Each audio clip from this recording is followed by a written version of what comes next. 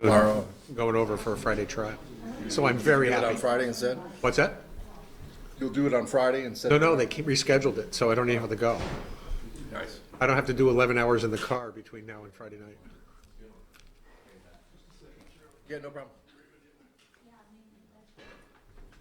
Jeff said he would like this to go on for 2 or 3 hours. Just this part. Just this part? Okay. It works for me, I get paid by the hour, so it's. Right, Shirley? All right, Mike, I'm going to get started with this, if it's Yeah. okay? Yeah, okay, Scott. Good evening. We are starting a little training period for the Chittenden County Regional Planning Commission. It's November 20th, 2019. Tonight, we're going to do just kind of a little dive into our plans, the UPWP and the TIP, a little bit of the purpose and the process around each of those. So we have the ECOS, I call it kind of ECOS Plus. We've kind of used the ECOS brand across all of our plans, but there's more than one plan under that umbrella. The Unified Planning Work Program, apologies for the acronym. Sorry, that was me taking too short. And then I did spell out Transportation Improvement Program. The UPWP is like our annual budget Right. of tasks and things like that. That's why we go through it. Yep. So I thought I'd give you just a little bit of background on the ECOS plan, which, really, I think a couple of you might have been here. Jeff was here when we were doing that. I was here when Christ was a child, Yeah, okay. along with O'Brien. The invention of the wheel was a wonderful thing. So, hey, hi. So, just for some context for the ECOS plan and where that kind of came from, we really spent 2011 and 2012 on that plan, and really it was a lot of it was born out of all of the existing plans. So all the municipal plans, different state plans, other maybe regional or other entity plans that we could grab. There were actually 60 planning documents. I think there was some crazy number of goal statements that we reviewed. I was going to say 10,000, but maybe it was 1,000. I don't want to exaggerate too much. That we kind of boiled down to 18 or so goals. We did analysis work in a bunch of different topic areas, tried to develop indicators to track progress towards achieving those goals, identified implementation priorities, based on the concerns at the time. And then the actual planning document was really 3 plans folded into one. Again, with actions tied to strategic priorities and this monitoring, this notion that we're going to do an annual report of indicators and accomplishments each year to track how we're doing. And so the regional plan is a document that talks about protecting our resources and guiding development. It's required by the state of Vermont. Unlike towns, which have an option of doing plans, regional planning commissions are required to do plans. Oh, and here's my first big test. Let's see if this part works. So I thought I'd use the website a little bit just to, partly for you to know, like, these resources are available on our website. So this first link takes you to our web page for the regional plan. And here you get just a little bit of background about our regional plans. We've been doing regional plans since '76. It tells you a little bit about that grant and combining the 3 plans I just told you about. And then down here you can kind of get into more different sections down below, the actual update, the current and previous plans, the annual report and scorecard. Sorry, I backed all the way out. And if you click on the plan link on that page, it actually takes you, we have a different website that got set up when we were doing the ECOS plan. It's called ecosproject.com. And here you'll see the 2 ECOS plans, some annual reports, and there's a couple other initiatives that were kind of things that came up that we got involved in that weren't necessarily RPC work, but things that were with our partners. I think that's the other thing I should mention about the ECOS plan is that was really done with other regional organization partners. And here, so I wanted to, here you can get into a lot more detail of what's in the plan and what got adopted in 2018. I just thought I'd spend a moment looking at the summary. So we tried to boil this down. Regina can tell me exactly how many pages are in the plan, but we tried to boil it down to 6 or 8 pages. And so, a little bit of background on the plan, and a little bit of the guidance, the vision statement that Chittenden County be a healthy, inclusive, and prosperous community. That one, actually, I think Jeff was part of that committee. I'll give him some credit for that language, which was pretty simple: healthy, inclusive, and prosperous. But it's actually worked pretty well over the last 7-8 years. Penrose Jackson, though, was the real driving force. Yeah, right. We also talk a little bit about incorporating the visions and goals of municipalities. So we're really trying to build on the planning work that had happened and we're not trying to top down. We were really trying to build on it. And also talked a little bit about this notion of a circle of prosperity. And so this graphic we've used quite a bit. We use it in our annual reports. Really talking about the interdependence of things. And Jeff, I apologize for bringing your name up again, but I think we also owe some credit to the SEDS, Penrose. the SEDS And Penrose. Yep. And back from I think the mid '90s. Yep. Maybe that this initial concept came up, and I think if I was going to try to describe it, there is kind of an economic or flow of resources, flow of dollars, and kind of the more jobs and income we have, the more tax revenue that can go into our environment, into housing options, transportation, education, arts, equity, and healthy people, health. And then we have a talented workforce and a diverse economic base, which increases our regional income. So this circle of It's prosperity. like no margin, no mission. And here are our regional partners, GBIC, the Chamber, United Way, the Medical Center, which is where Penrose Jackson worked, the University of Vermont, Department of Health, and the City of Burlington were kind of the major partners in the effort. And please interrupt me if you have any questions. The plan, again, this is the regional plan part, has 8 big strategies around 17 goals. I think one of the things that we tried, a lot of the conversation doing the ECOS plan was around breaking silos and trying not to have silos. So lots of times in plans we'll come up with one goal, and then we have a whole cascade of goals, objectives, strategies, action items underneath that goal.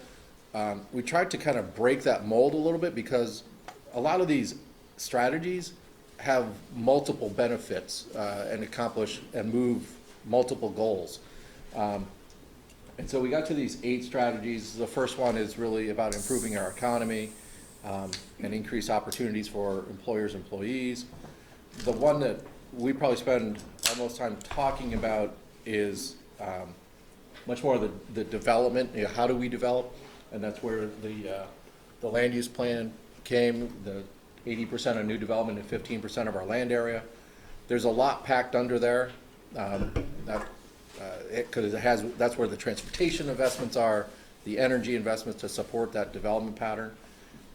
Then we have a natural resource strategy, a rural working land strategy, this notion of increasing opportunity, and this is really about the health and safety strategy, education strategy, financing and governance strategy, and then the last one is really about equity.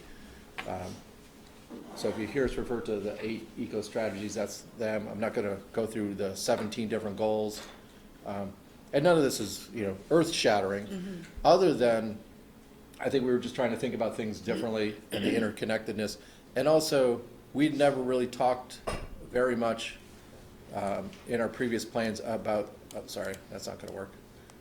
Yeah, this social community aspect, you know, we have to look, in our regional plan, we're required to look at where schools are. And I think Penrose would say, you know, well, it's nice, you talk a lot about buildings and roads and streams. You don't talk a lot about people in our plan. And so this was, I think, a shift also to talk more about, like, why are we doing this planning? It's not just for the environment, but it's also for the people that live and work here. So that's, I mentioned kind of monitoring, we do those scorecards. And then, and some of you will remember from a couple years ago, we came up with top 10 actions for the RPC to pursue. And so, you know, this one around multimodal transportation development, plan and bylaw assistance, investing in the transportation system was the second one, research and assistance around housing, energy planning, the water quality of the Lake Champlain TMDL. So, I mean, these are all the things that we talk about and are working on, you know, a weekly basis with your municipalities, and a lot of these we have talked about here. You know, we could see, I guess, a couple years ago, even the autonomous vehicle issue. Joe was just here about 2 months ago, talking about that. Ooh, sorry, no comment needed. Whew. Glad I could get out We of could that. put one in.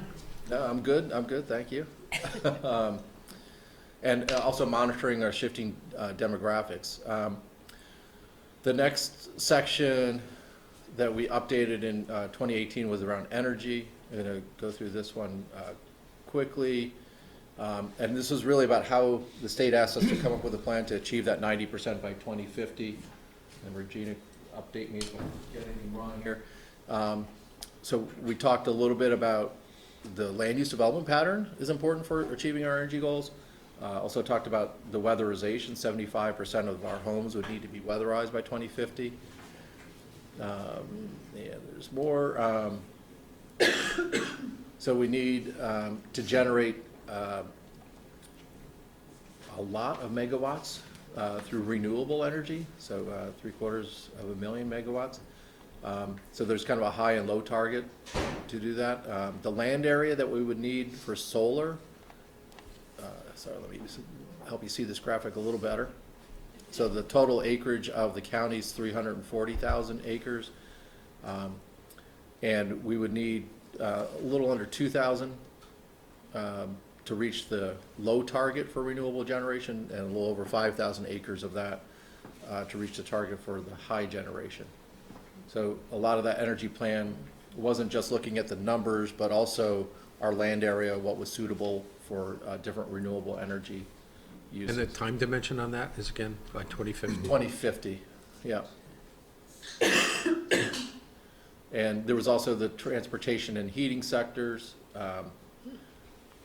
Yeah, we need to get to 89% of our passenger cars being electric to get there. Again, this is in the next 31 years. Luck. Yeah, where, as you note, there's a little note there about where we are, where we were as of a year and a half or so When we ago. get rid of the boomers, that'll be easy. Okay, boomer, yeah, right? I think that's closer to 900 now, Yeah. which is a significant jump. And also there needs to be a major conversion from, you know, oil and other fossil fuel heating systems to heat pumps to get there. Sorry, I'm trying to scroll through this. This is the part of our, I should probably look at this a little bit. The SEDS is the next major part of the plan.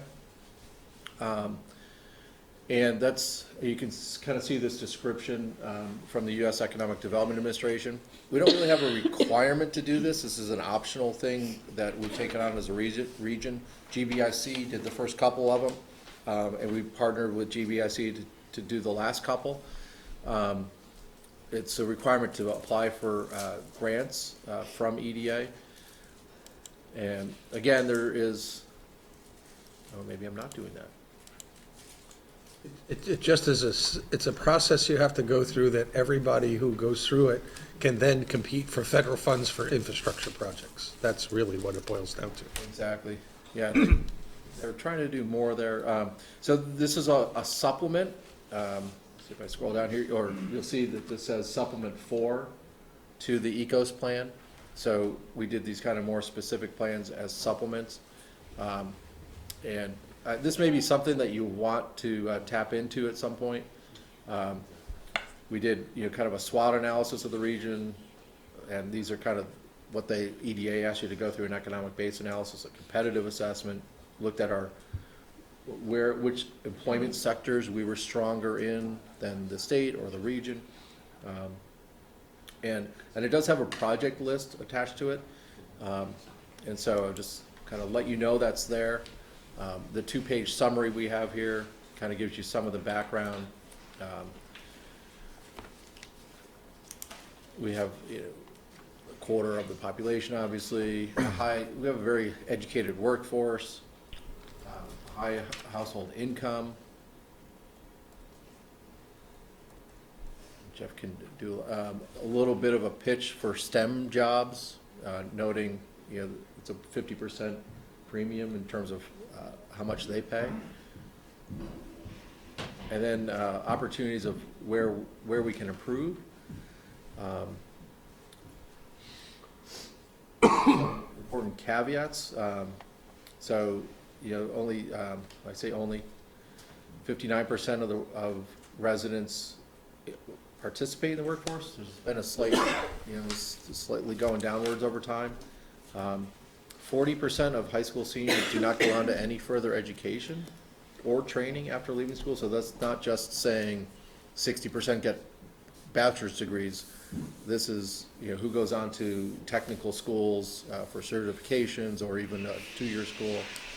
40% though are not, which is, I think, a big part of employment participation or labor force participation.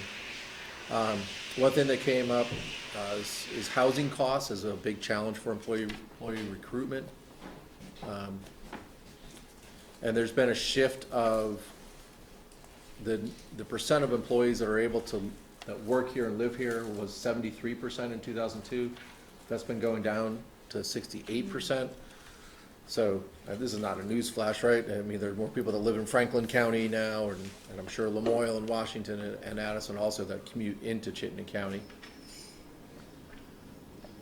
The age cohort, it's looking at those, and you can see the, I'll say boomers just because Jeff already took me there. But, the big slug of boomers moving into the... This is boomer paradise, baby. Yeah. And then our kind of typical workforce cohort is smaller. We do well in this 20-year-old because of our colleges, really. Right? We import a lot of 20-year-olds. And so had some action items, some around housing, some around workforce retention, smart growth development, and then education. And also focusing on the high wage employers. More detail in the document. So then transportation, I'm sorry, I'm flipping back a little bit, back and forth. So the MTP, Metropolitan Transportation Plan, this is a US DOT, federal government requirement. And again, there's a web page on that, if it works, maybe not.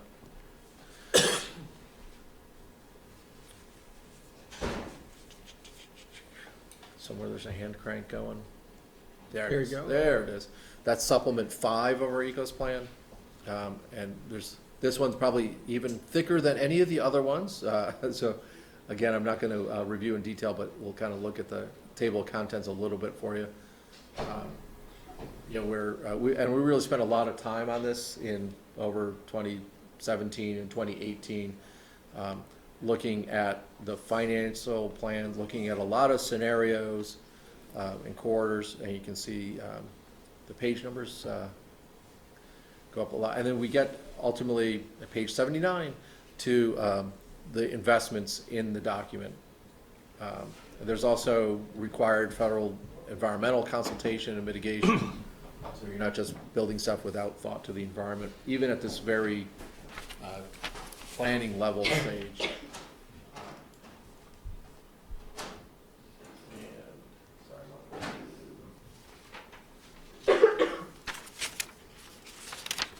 So in the, and then in this two-pager, we talk about the MTP,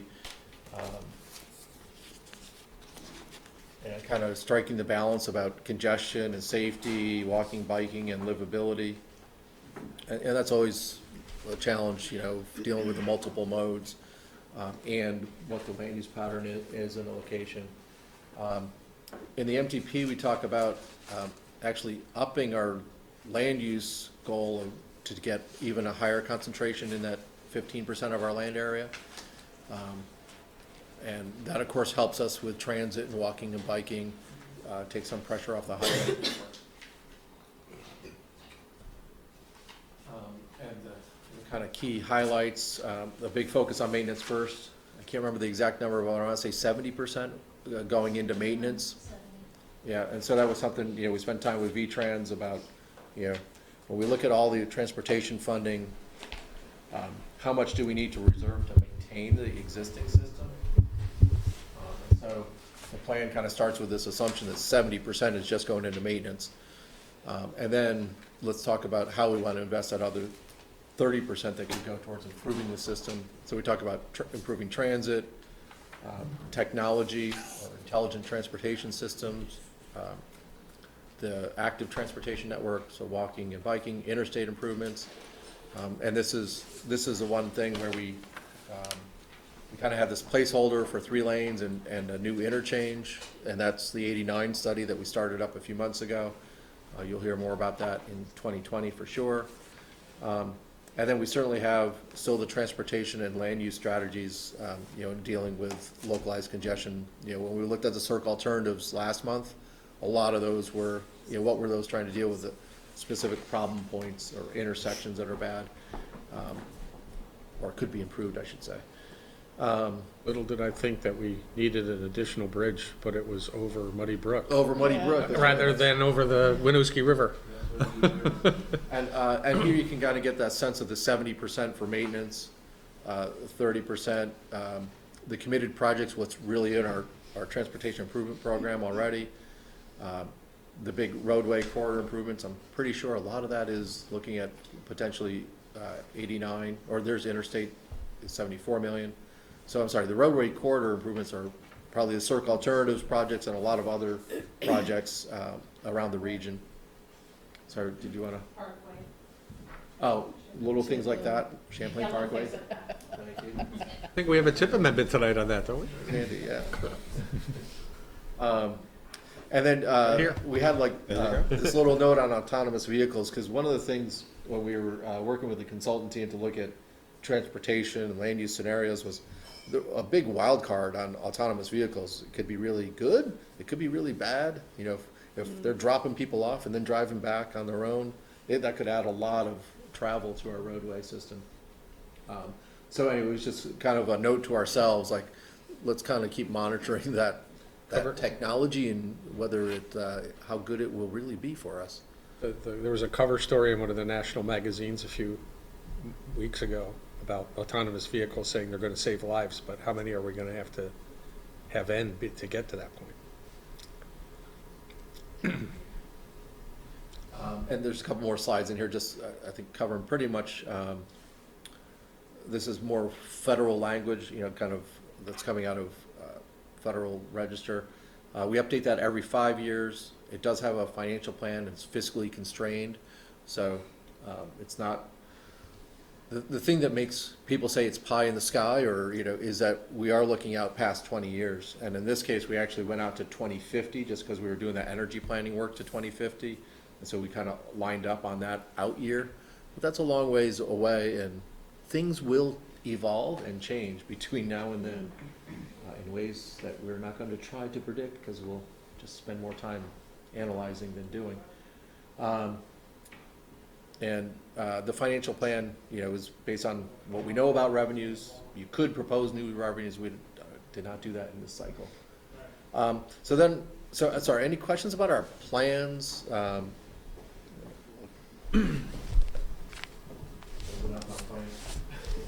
There's a lot of them. Our work program. Yeah, there's a lot of them.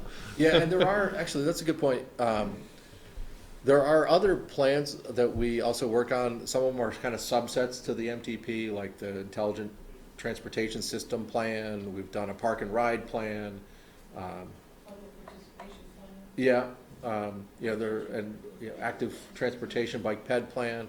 And then there are some others that come from some other federal programs, like the all hazards hazard mitigation plan, which is more of a FEMA driven process, or the basin water quality plans. So there are other planning documents. Those are not the only plans, but those ones are a little bit more specific on different topics. The work program, Jeff mentioned earlier, this is where we kind of talk about what are we going to do ourselves as an organization in the next fiscal year. We try to tie it to, we're implementing one or more of the strategies in the plan. We're not, and so when we ask towns to apply, we ask them, how is this going to further implement our plan? And there's a variety of types of things we do, whether it's plans that can be a transportation or land use water quality plan, a scoping, technical assistance, and then we do have other state grants and municipal planning requests that get reflected in there. And just to give you, there was kind of a question about process. Probably this week or next week, you're going to get, what's that? This week. This week, before the end of the week, you'll get the request, or your town, and hopefully we CC you. If you don't see something from us, let us know. But it typically goes to town staff, are typically the ones that deal with the applications. They have till from this week until the late January to develop applications. We do ask that the municipalities actually have a kind of a little bit of a policy conversation internally, like what are your priorities that you want to focus on? And that's really a reaction to history, where maybe we might have a municipality or two that would give us like 20 things to fund without prioritizing them, and kind of ask us to prioritize them, which is a little bit of a challenge. And so I think it's been a much better process the last few years, and then we're getting really what the prioritization, and whether it's coming through a town planning commission or a select board or city council, that's been working pretty well. The UPWP committee looks at those at the end of January through March. We sit down with Federal Highway and VTrans, make sure the ones that are trying to use transportation funding are eligible for PL funds. So that's the federal label for the funds that we get from through VTrans from Federal Highway. And then it comes to our committees in April and to the board, and you see the draft in April, and the final, hopefully you approve it and the budget in May. We start working on that program July 1. And we do a mid-year review. This says December, that's really the staff who looks at it in December. You'll see it in January with maybe a mid-year adjustment, and that's which just recognizes reality at that point. Yeah, and there is a web page on this. I just include that here. I won't click on this in the interest of time, but the work program and budget are there. There's also all the meetings that the committee had if you're interested in what happened. Any questions on the work program or how that happens? It's like magic. The other thing, the other thing I'll just, and this has been pretty consistent the last few years, we usually note in that application or that solicitation that we send out this week that there's about $800,000 of the MPO PL funds available for municipalities and partners. And I mentioned the partners because in the last number of years we have been pretty regularly investing in locomotion for bike ped and car share and CAPMA to work with employers. But just to give you some sense, it's about 800,000 that goes there, and then there's typically another couple $100,000 that is spent on regional projects, like 89 might be one of those things. that wasn't necessarily driven by one municipality, but more driven by the RPC, you know, typically the staff proposing and the committee reviewing. Sorry, giving you more than you wanted. I asked you if you wanted to know anything else. You said no, and I kept going anyway.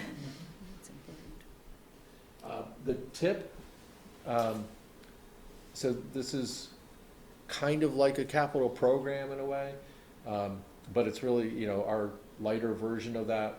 It's another federal requirement because we're an MPO, 4-year period. It does have a financial plan, it's fiscally constrained, and any project or transit capital, or we call it initiative down here, but this is not listed in the tip, but it also needs to be somehow consistent with our MTP, our transportation plan also. Can't receive those federal highway or federal transit funds if it's not consistent with our tip. So that's a real quick thing on the tip. Oh, I didn't know this was dynamic. We have multimodal planning process. Again, the long range plan consistency. You know, we do, well, this is a hope, I guess, expressed that we get to some consensus on things. And honestly, I should say anything that really ends up in that capital program, I keep kind of saying capital program because we're really very tied in with the state's capital program in terms of what's in our tip. And by the time things are there, there's usually pretty good consensus, you know, that it's moved forward and it's already gone through a lot of planning and early engineering process. So once in a while, things need to back up a little bit, but and that there's buy-in, you know, both from engineers of V-Trans and the policy people, both of the state and local. It is fiscally constrained. Yeah, if you remember last month, what was that, or is it this month? This month, you know, where we have to shift some funds to accommodate, you know, the Wilson Park and Ride. You know, that is really driven out of this federal requirement that it be fiscally constrained. The Parkway. We're moving money in the Parkway too, right? Right. Well, and that's really, we're taking We're warning, money, we're warning something for that. money in 1 year out of the Parkway and moving that money later in the program so that there's money earlier for the Park and Ride. And this is a real simple schematic that I found in some old presentation, but I just thought it was a little helpful just kind of tying the plan together, and then to get from the plan to actually get into the tip, you know, this project development, that's UPW funding, UPWP funding, but it also goes over to V-Trans at this point, like if it's, you know, going to get further, more detailed engineering, it goes to V-Trans, ends up in our tip, and eventually gets funded and implemented. It's just as simple as that.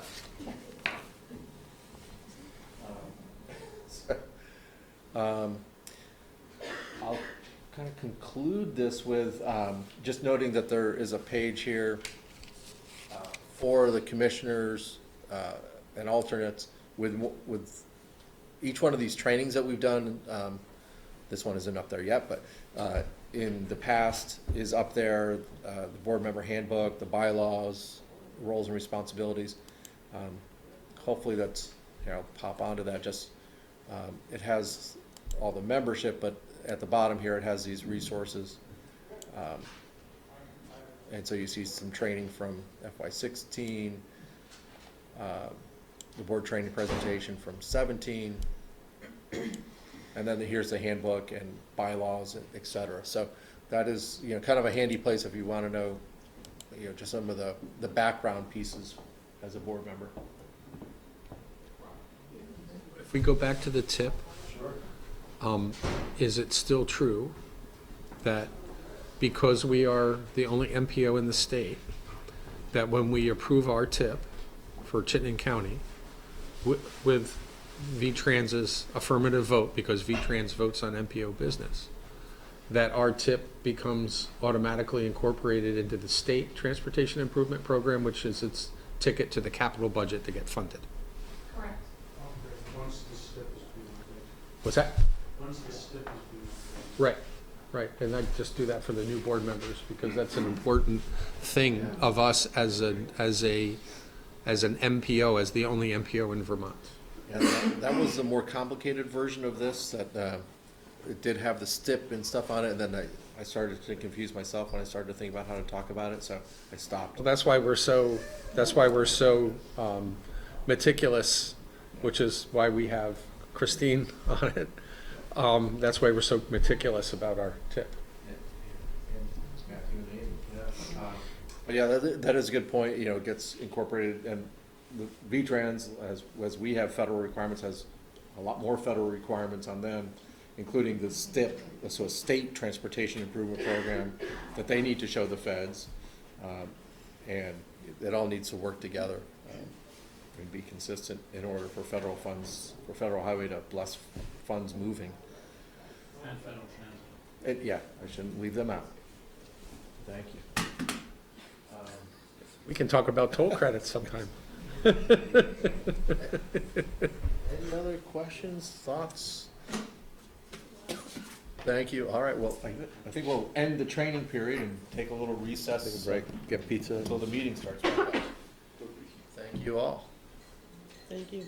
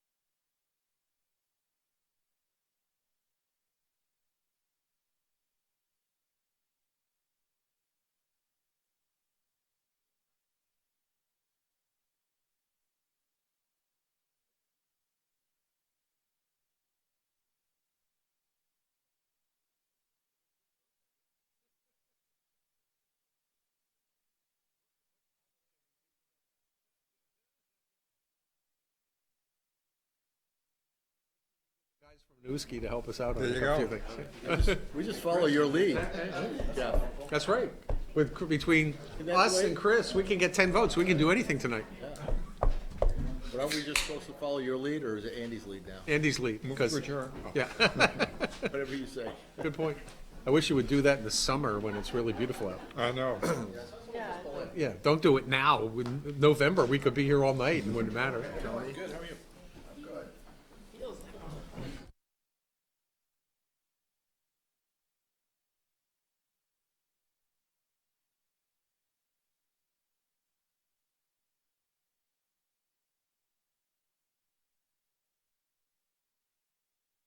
Have enough yet? We're good? Oh, good. 12. 12 with Amy. Are we good, Amy? We have a quorum? I think we.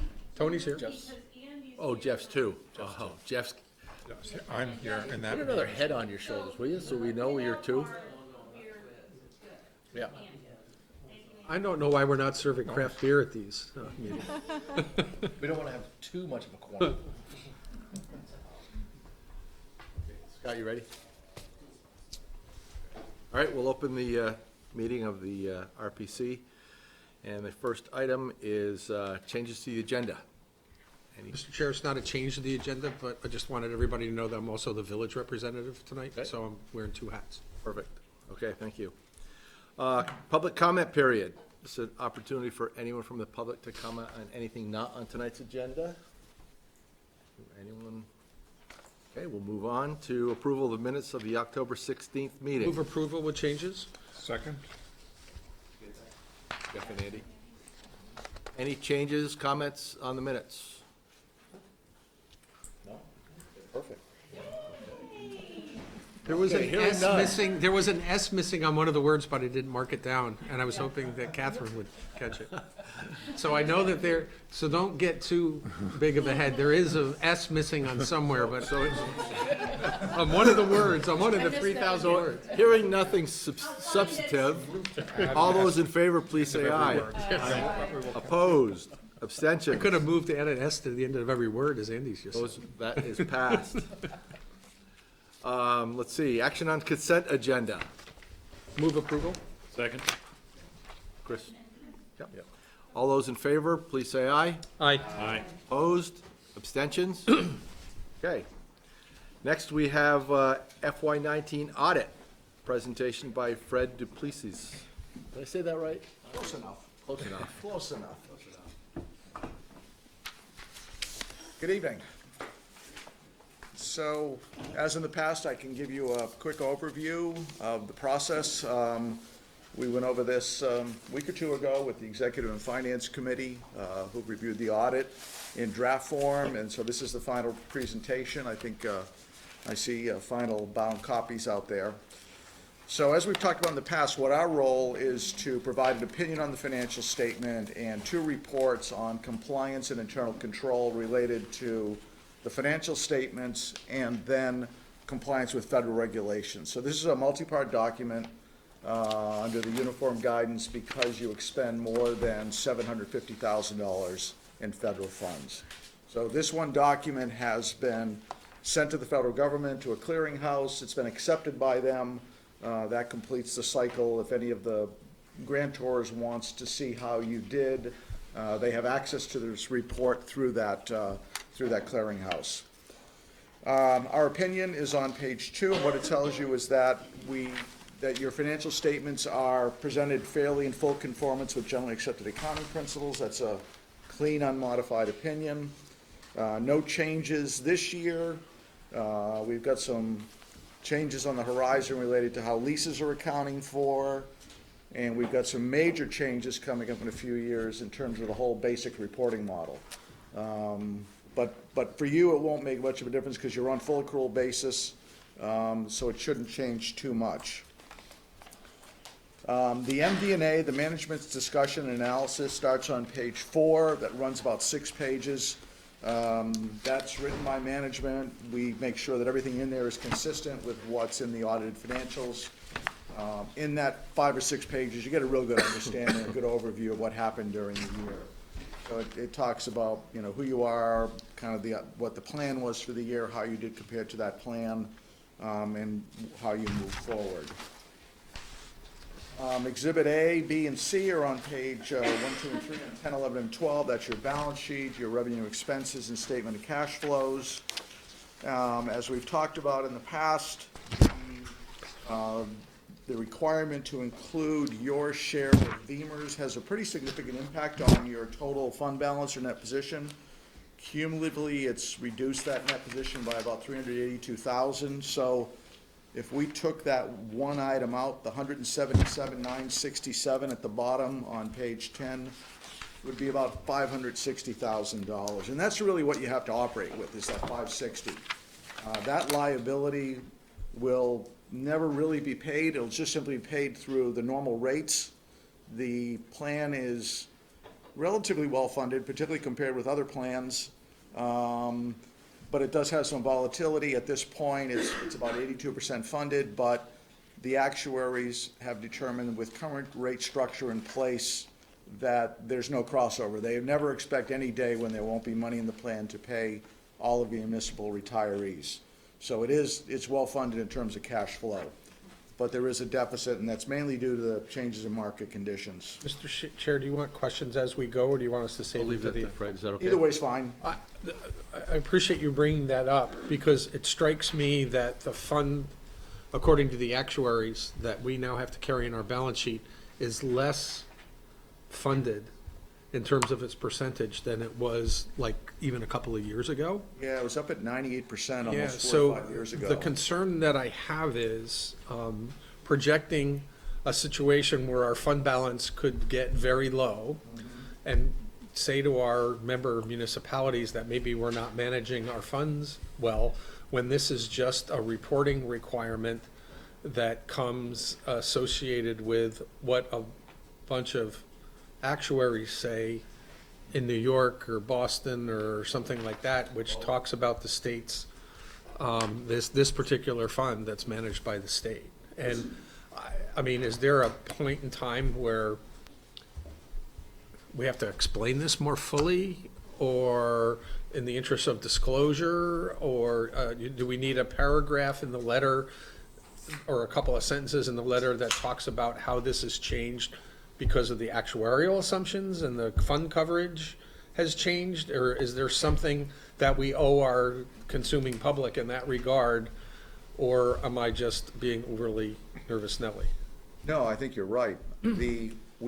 On the income statement on page 11, we do break out your operating income from the amount that's affected by the VEMR's, the 114. It's the best we can do at this point in time. I really find it unfortunate to have to put a liability into a financial statement that you can't control. That nobody wants you to pay anymore. They're paying exactly what you're supposed to pay.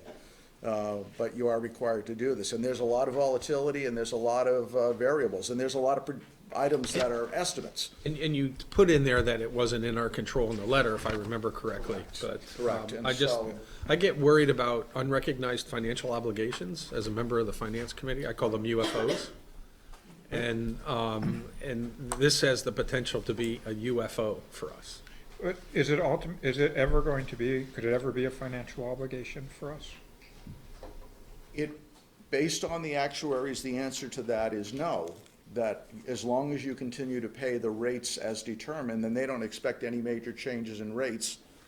And my understanding too is that if the rates were to go up, that based on the fact that you're already paying more for your employees, that they've agreed that they would pick up any rate differences, so that from the perspective of the organization, no, there's no potential impact. So from then we this. need a footnote to that effect, maybe? Or is there some, I mean, I know that we hate to explain things that are hard for the general public to consume, Right. but I mean, there's another choice, and that's not a great choice, but what I have discussed with other clients, and that's simply ignoring the standard and leaving it out. Now, what that result, that probably won't fly. it doesn't, because it means you get a qualified opinion. And it means then, because of your federal funds, then you don't become a low-risk auditee. And so, there's been very few standards over many years that I've done this that I totally disagree with. This is one I vehemently disagree with, because particularly in the fact that it's not your plan, you're just a member of a plan, and you don't get to say how this thing gets funded. And more importantly, it wouldn't make the plan, according to the actuaries, any more secure to fund it more. That the cash flow that's being generated by the current rates is plenty to pay for all retirees. And so they would simply accumulate a lot of cash that they would get to invest that you no longer get to keep if they were to try to fund it to 100%. And because of the variability in the market, because we're looking 2 years behind at this point, if the market stays where it is at record highs, some of this may take care of itself. And so, because they're always measuring it a year behind. It's counterintuitive, because if you look at the last 3 years, equity markets have increased at double-digit rates, and all of a sudden, we got a lower funding coverage over the last couple of years. Yeah. It's kind of counterintuitive. Yeah, and as you know, Jeff, there's lots of other variables in there, Yes. mortality and, you Yep. know, And- pension sizes, Yep. salaries, and so, you know, it's like guesses upon estimates upon projections, and this is what they come up with. Sounds like so, some economist could love. Yeah. Jeff, it does seem that on page 5, we do go into detail on that, so that if somebody had some additional questions, you know, it's already been raised here and explained. Page 5 under pension liability note in the MD&A. Yeah, I think your management's done a good job of explaining that in the MD&A of what the impact is, and so, it is in there, and I do think they do a pretty good job. true, yeah. Yep, so, I think at the municipal level, we're dealing with that too. It passes through into municipal audits too, so it wouldn't be so much a question for municipal folks, it's more other funding. Yes.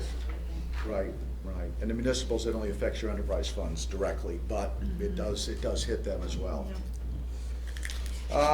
So if I could, at the executive committee meeting, we had a conversation about this, and going the other way, although we're not likely to see any impact, might this be wiped off of our sheet at some point if Good. things? Absolutely. Yeah. I mean, they reevaluate it every year. They measure, they mark to market all of the assets.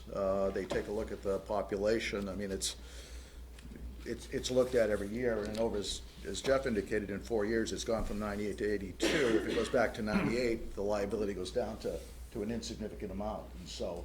So would that change, would the cumulative 300 and whatever thousand dollars be reduced? Yes, it would go the other direction. You could Okay. actually end up with a negative expense in certain And years. it's only the unfunded portion that we Right. are potentially Correct. liable for, so. Correct. But I want to get that out there too, it's the Yeah, other no, side of it can and hopefully will go the other way. I mean, their plan is to try to get it funded, this one is better funded because they get to bill you. As you're aware, the state teachers and the state system is way less funded. I mean, that's got some real serious implications in terms of eating up all new revenues over the next foreseeable future, trying to get that thing close to funded. So this one is in good shape, but it's unfortunate that it still has this impact on your financials. There's a lot of footnotes in here, starting on page 13, that explain who you are. They talk about your assets and liabilities. There's a lot of notes that are required on the pension itself. There's an interesting example on page 25 that's required to be shown that can really kind of highlights the volatility of this.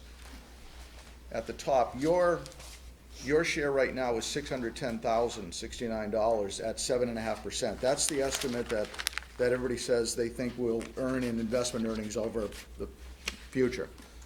If that were simply to go up or down 1%, it has an impact of making that liability be over $1 million or $265,000. So this is a required disclosure because it's trying to make it clear that this is an estimate and it's based on trying to look out in the future. But again, it does have an impact on your financials. In the back on page 27 is a schedule of the last 5 years, and you can see that funding. The last line, this will turn sideways. It's a required 10-year schedule, but it was only implemented in 15, so we have 5 years now. But this is to give a 10-year trend. And you'll see, if you look to the far right, the very bottom number, it was 98.32, it's now 82.6. The trend is a little disturbing, but they still say that that the funding is adequate. Schedule Fred, 3. Is that more of a typo there in the last column? Second item to the bottom? Should it I'm be sorry, go again? I'm wondering if that 4.3 is actually It might be, I'll 43. have to check that, and moving everything over, that might have been a 40, yeah, probably. We double check our spreadsheets, right? No, it actually isn't. No, that is, no, that is actually correct. It is, Because, okay. yeah, for whatever reason that year, your proportionate share was only 44,000 Cool. rather than 300. So that's the impact Jeff was talking about, that if you get Okay. up to that level of funding, you go down from a 610,000 to a 44,000. So you can have these outliers. You can really have these outliers, yes. And that changes that percentage from 4 to 40 in 1 year, yeah. Schedule 2 shows that you're paying what you're supposed to pay. I mean, they've said this is what you pay and you're doing it. And so, that's the best you can do. You can't pay more, they don't want more. Schedule 3 is your budget actual. This is typical, there's planning for projects, and because of timing and the way things fall out, but typically the revenue side is offset by the expense side, so in total, in the budget column, the plan was to use up about $100,000 of surplus. When everything's sugared off, you used about 52,000, so you actually did about 48,000 better than budget for the year. The next few schedules are there for the state to evaluate your indirect costs. You roll that rate forward. Any overage or underage that you either over or under absorb gets rolled into the rate 2 years later. And so these are schedules that they use to true that up. Schedule 7 is required by Agency of Commerce and Community Development. They want to see how you spent your money based on the various tasks in this particular grant. And then lastly is the schedule of expenditures of federal awards. This is required by the federal government. That way, all of the grants you receive that are federally funded are listed by catalog of federal domestic, who passed it through to you. If you pass money to someone else, it's shown up here. This all gets sent in as part of that data form. And then lastly, the 2 letters I referred to, but I'll run you to the very last page, which is the summary of the results.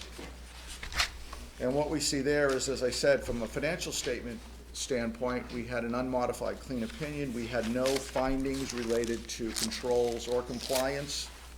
And in our detailed evaluation of the highway planning and construction cluster, which is your major funding in terms of federal funds, again, we had no weaknesses in internal control. We had a clean audit in terms of compliance. So therefore, the very last sentence means that you continue to qualify as a low-risk auditee. That's an important statement that indicates to both the federal government and the state that you have the capacity and the systems in place to manage federal funds, and that as changes happen, you're keeping up with those changes. And there's been a lot of changes over the last few years, particularly with all the new guidance that's out. So, it's a good audit. The only suggestion we had in the separate management letter related to a review of spreadsheets. Someone brought that up. That's already been addressed. They've changed their procedures. We didn't find errors. We simply, in asking and looking at the systems, found that there were some spreadsheets that weren't necessarily being reviewed by a second person. That's changed now. I believe that's already been implemented. I'm seeing Forrest shake his head, so that's already been dealt with. There wasn't any errors, but we're just adding to the controls. A lot of information. I don't know if there's any other questions or.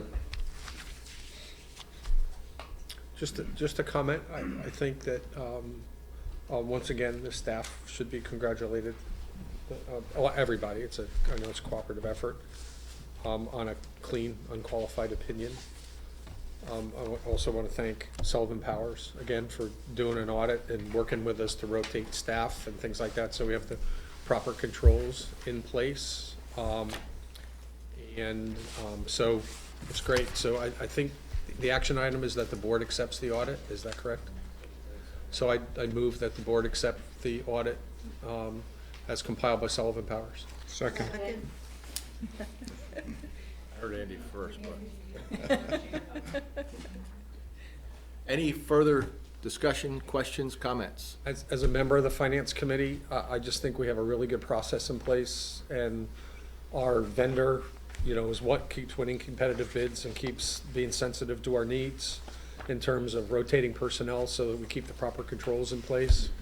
And again, we had a rollover in our financial staff too, with Bernie moving on and those kinds of things. So I'm especially pleased that we have an unqualified opinion and we were able to make what was a monumental transition very smoothly.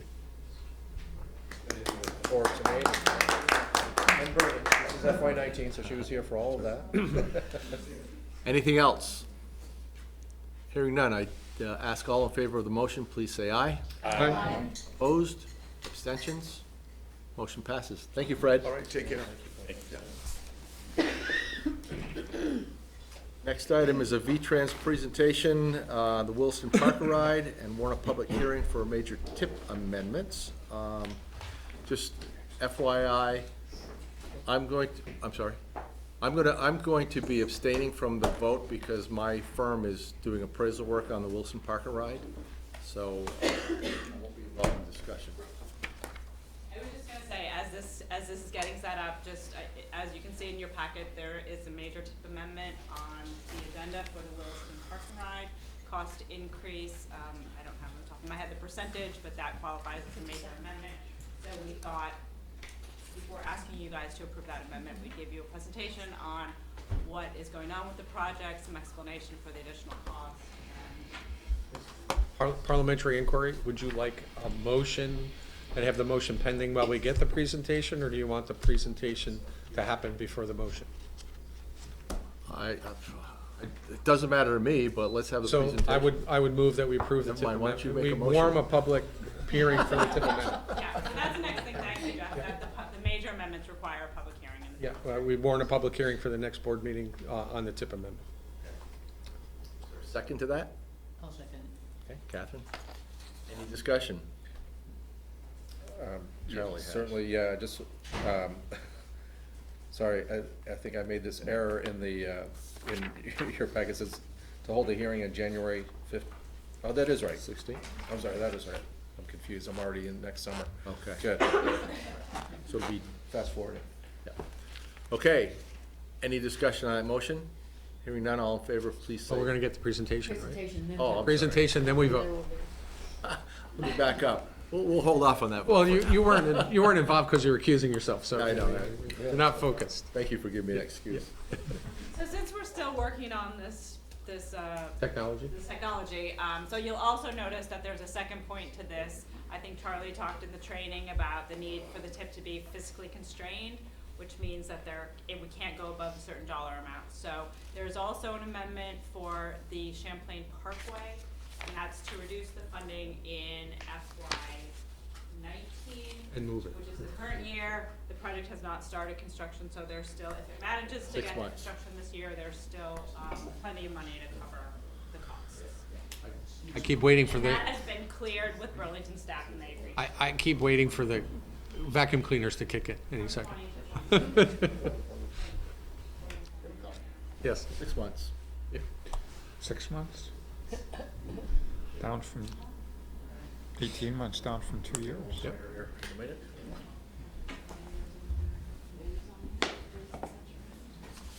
What are the odds? Here it is. I love it. Great. Thank you for having me tonight. My name is Scott Burbank, and so, as you can see, I work for VHB. Tina Bowl, who is the V-Trans PM, was under the weather, so she couldn't be here today. And the way it works is I am a project administrator, so the Agency of Transportation hires a consultant, in this case me from VHB, to manage the Park and Ride project. So I manage Stantec, who is the design consultant on this. It's a little unique, but basically I don't make money decisions because I'm not a state employee and not authorized to. I remember I've been doing this for a while, and I approved some change order, and she's like, no, you can't do that. So I know my place, and it's technical decisions and writing memos and having her review stuff. So she would be here normally, but unfortunately you just get me, so. And making presentations. And making, yes, and making presentations. So let us begin. So we're gonna talk about the Wilson Park and Ride project. I guess a little background before we get in.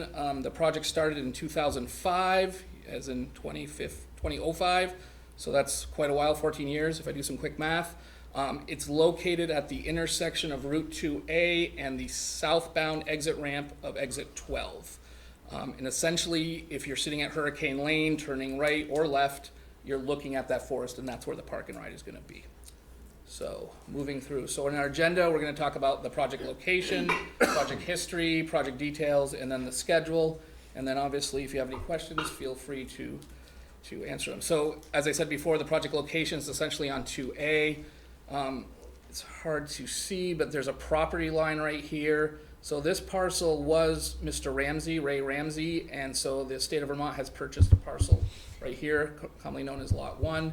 And the reason we're here, which we'll get into, is this parcel right here, which is known as the Solomon parcel, was purchased by the state of Vermont through BGS. And so when that happened, certain things triggered that we needed to relocate our entrance. All right, so just to give you a quick project history, so we went to a pre-application in March, discretionary permit in 2014, so it took us more than a year to do that. We were amended in 2016, final plans were approved in 2016, and then we had our permit in 2017. And basically, while that process was going on, so in order to subdivide the property, we had to go through the DRB process.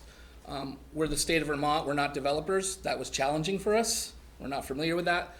We figured it out, got her through it, and so right now we do have an administrative permit to construct, but we need a new permit, which we've been before the DRB, and we'll get that shortly. In terms of the acquisition of the property, the TIP amendment in March 2015 was for right-of-way funding. We had a meeting with Mr. Ramsey in December of 2015, acquired the property in 2017, and he signed what is the easement and maintenance agreement in January of 2018.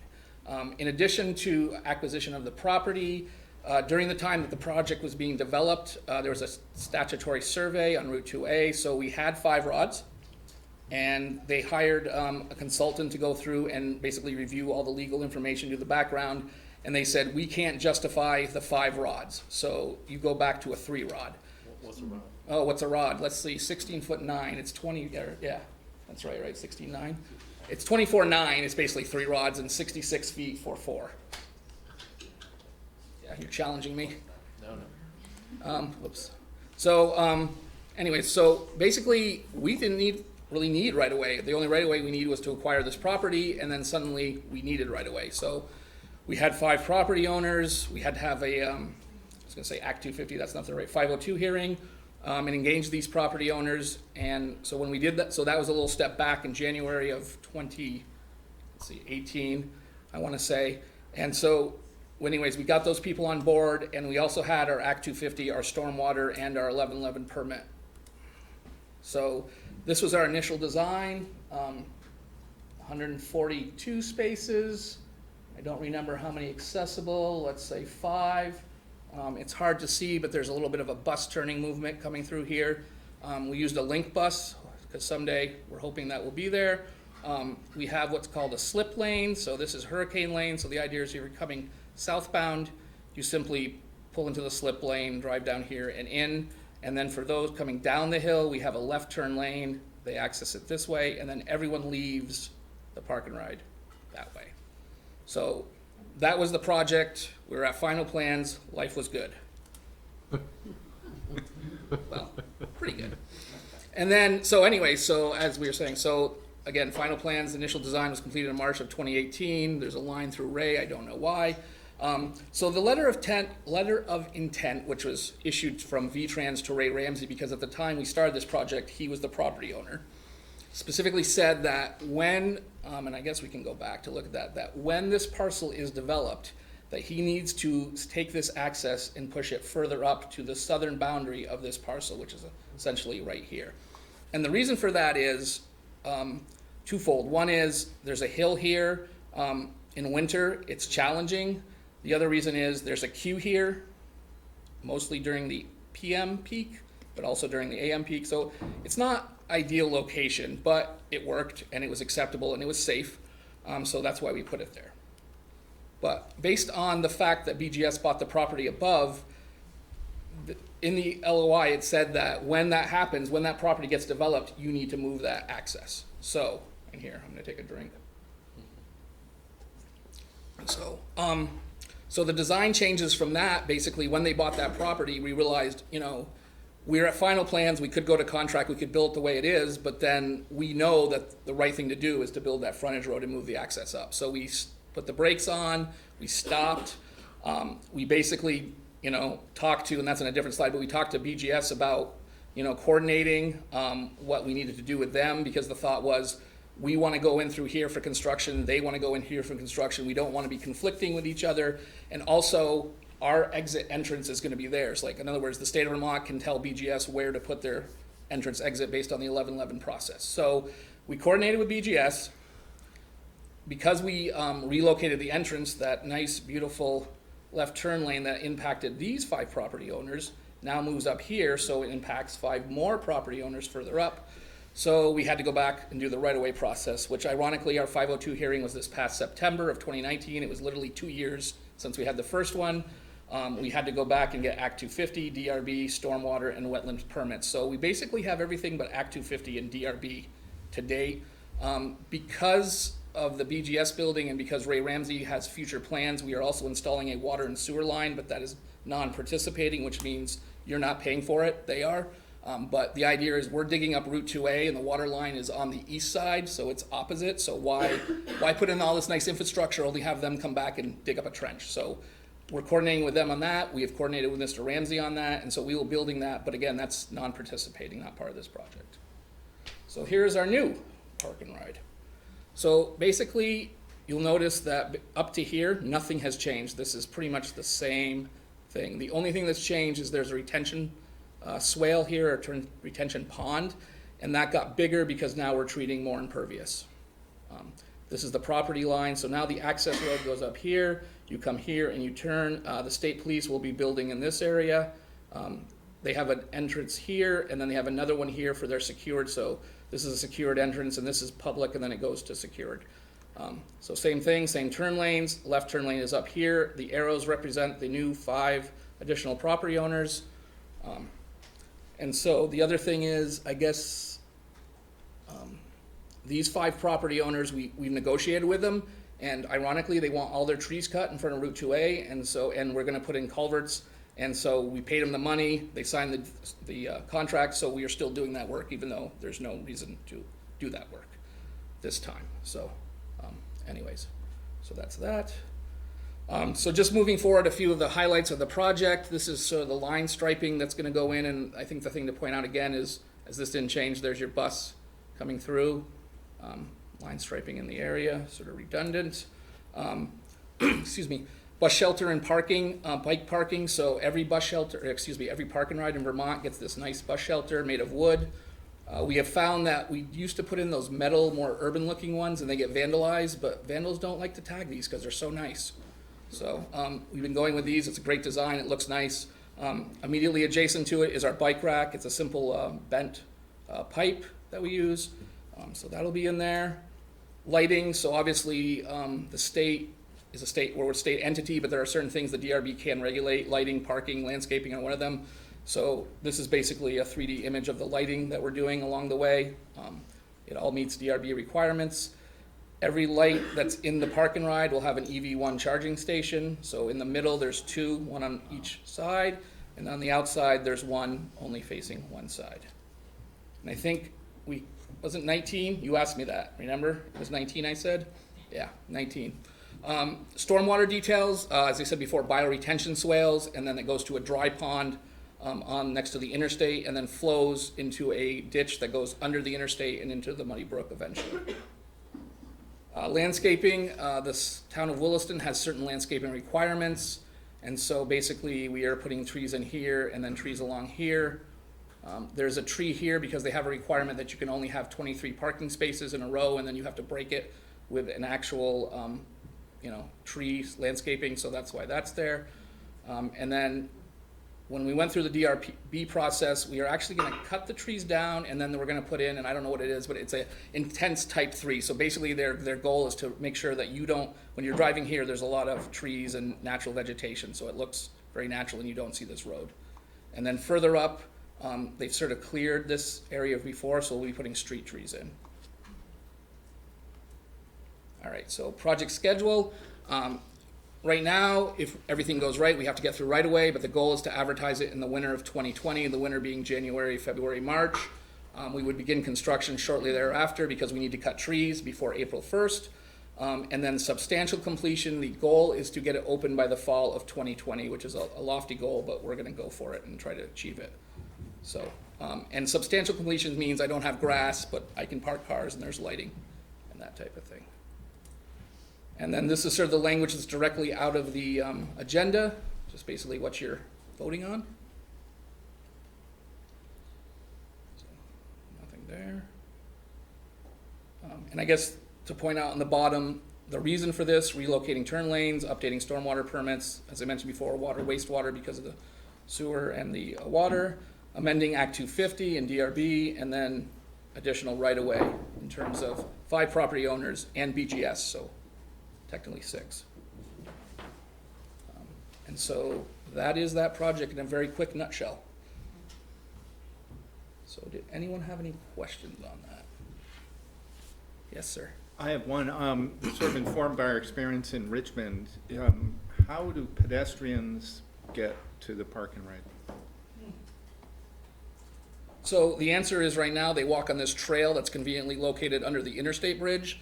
We have a project as part of the Circ Alternatives that the intent is to bring a shared use path from, I think it's Longhorn, it's Chili's Longhorn, it ends, continue to the south, goes under the interstate bridges and comes up to Hurricane Lane. And this is basically Williston's sidewalk plan, basically has pedestrian access up to here. And so the intent is that there's a sidewalk right here. So the idea is you would walk up here, you would cross 2A here, probably a rapid flashing beacon, and then you could walk in here and get the bus. So is that a future improvement? Because Yeah, so our project is the park and ride, and then it's actually Kenny Upmall's project is right in here. And I sent an email for him today because someone very smart said there'd be a question on that. And can't say who, but they're very smart. I knew. And anyway, so Kenny didn't get back to me, but I did look at the project sheet on V-Transparency, and it sounds like preliminary plans are starting in January. I don't know if that's true or not, but I know, ironically, Stantec designing this, also designing that. I know that Stantec has mentioned it in there. I think they're definitely close to being done with scoping. Is that your sense, Amy? Yeah, so soon. Well, not soon, but another year, perhaps, or 2. You mentioned the beacon.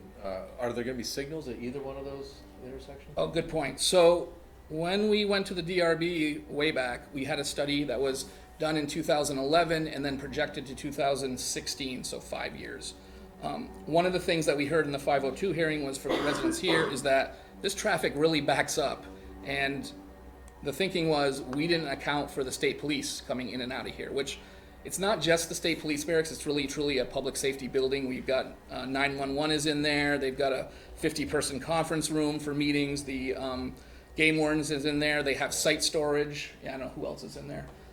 So there's a fair amount of people, generally 70 people will be coming and going at any time. The good news is the state police, their shift changes are completely off from the AM and PM peak. So we had Stantec do another traffic study, and then basically what they determined is there's like 30 more cars or something from the state police activity. So at this point, I mean, the park and ride alone doesn't warrant the left turn lane, but again, we're thinking for the future and we want to put it in.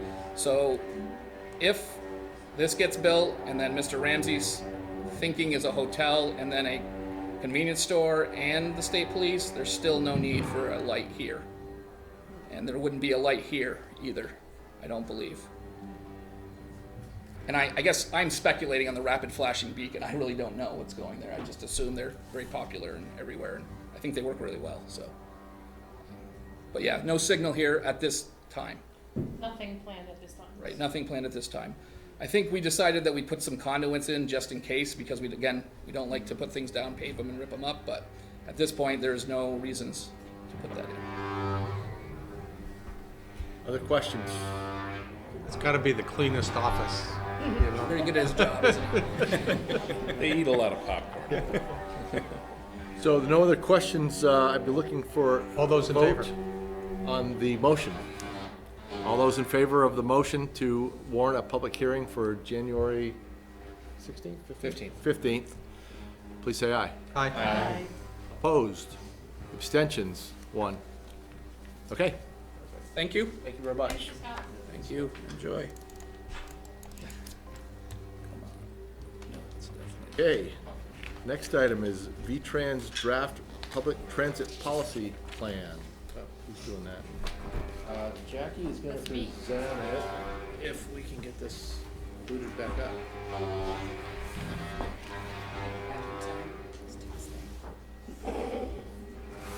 Please use your outdoor voice.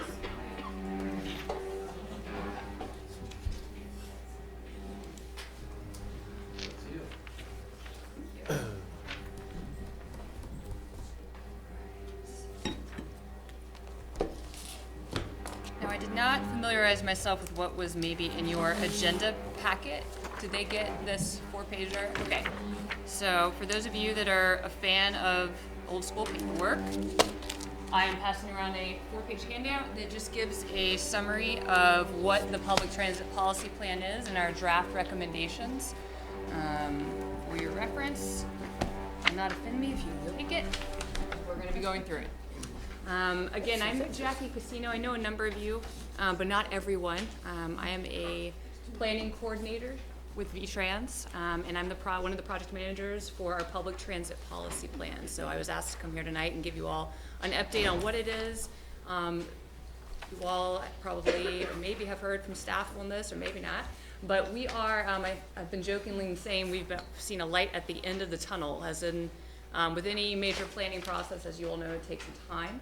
So at the end of an 18-month period here, and are getting ready to open it up for public comment. So I've been making the rounds, speaking with all the TACs throughout the state, giving people a briefing on what the recommendations are in preparation for that public comment period. So with any luck, we'll open it up within the next week or so. I'll be sending out a notification through the RPCs as well as other key stakeholders throughout the state.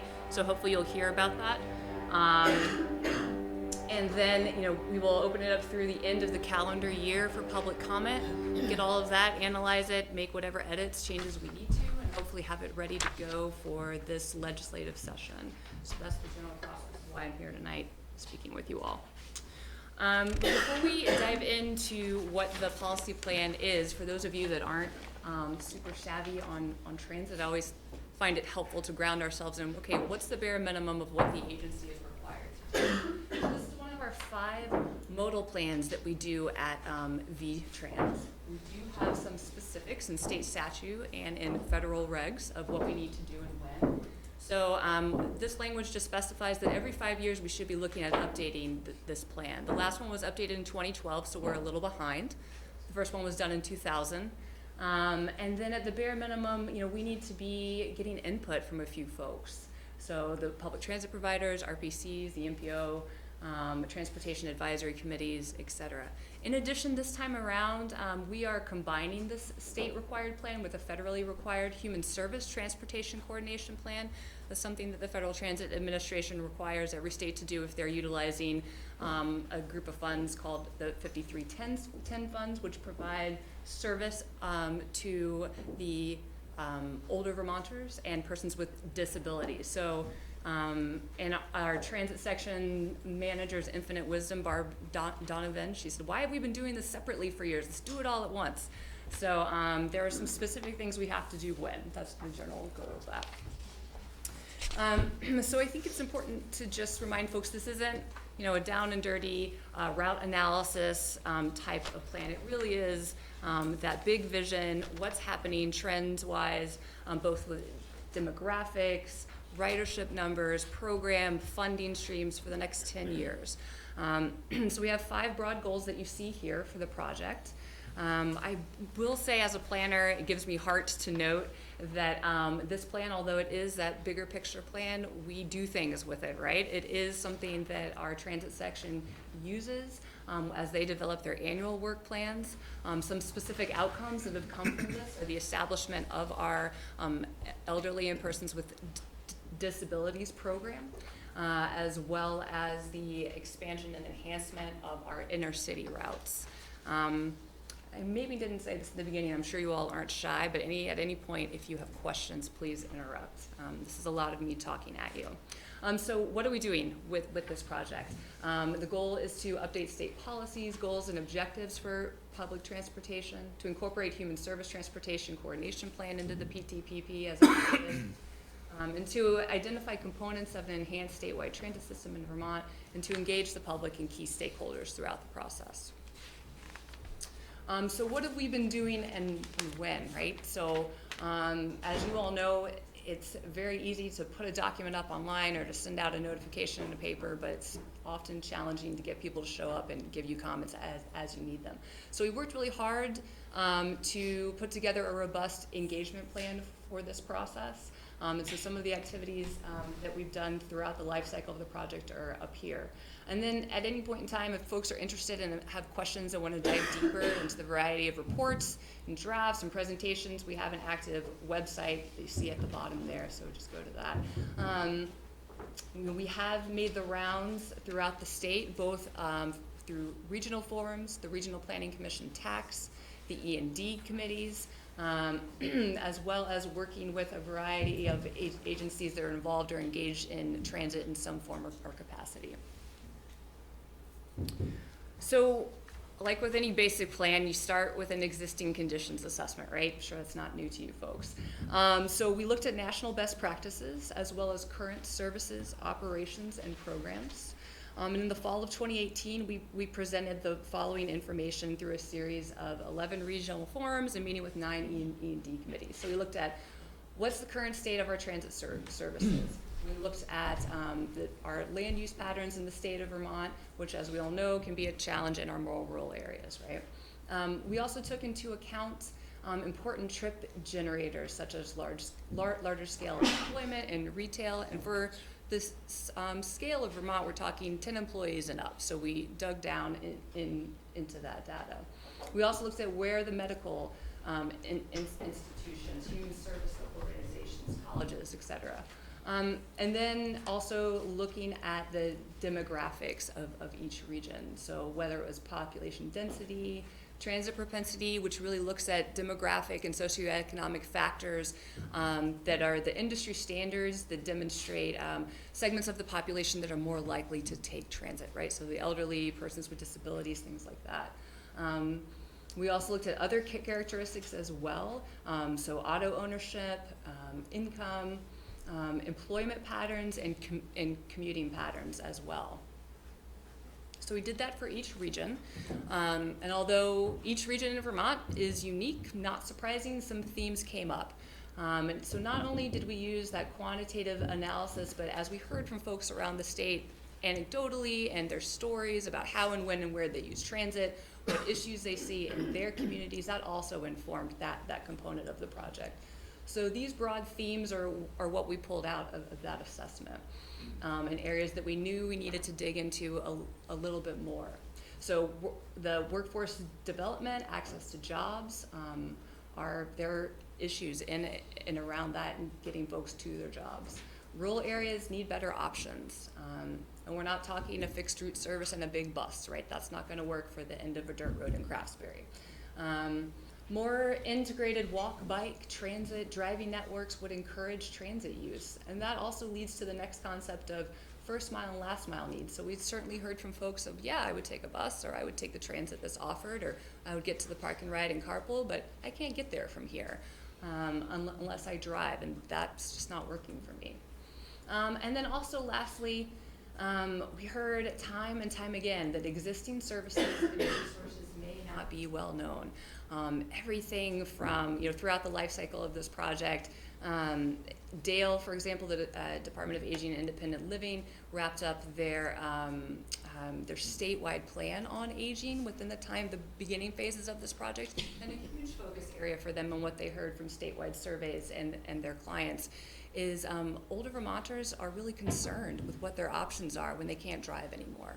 And that they felt that they didn't have any options. And while that might be true in some parts of the state, that's not really the accurate picture statewide. And so, how are we spreading information for where and when and how transit services are available to folks from our urban areas to out in the hinterlands. So many of our rural folks might have options for volunteer drivers, which is in a private vehicle sometimes. So you might be driving around and not even know that someone next to you is indeed taking a different form of transit. So again, how are we investing at V-Trans and spreading the word about transit options?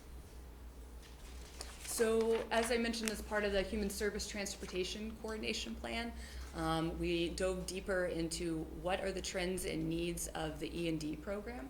So what we heard was there are trip limits in some regions are not compatible with some of the needs. And what that means is that, you know, there's a tier of services that are, in terms of types of trips that are offered for people in this program. So first funded and first priority in each region is typically the critical medical care and adult day health, right? So folks going to cancer treatment and dialysis, et cetera.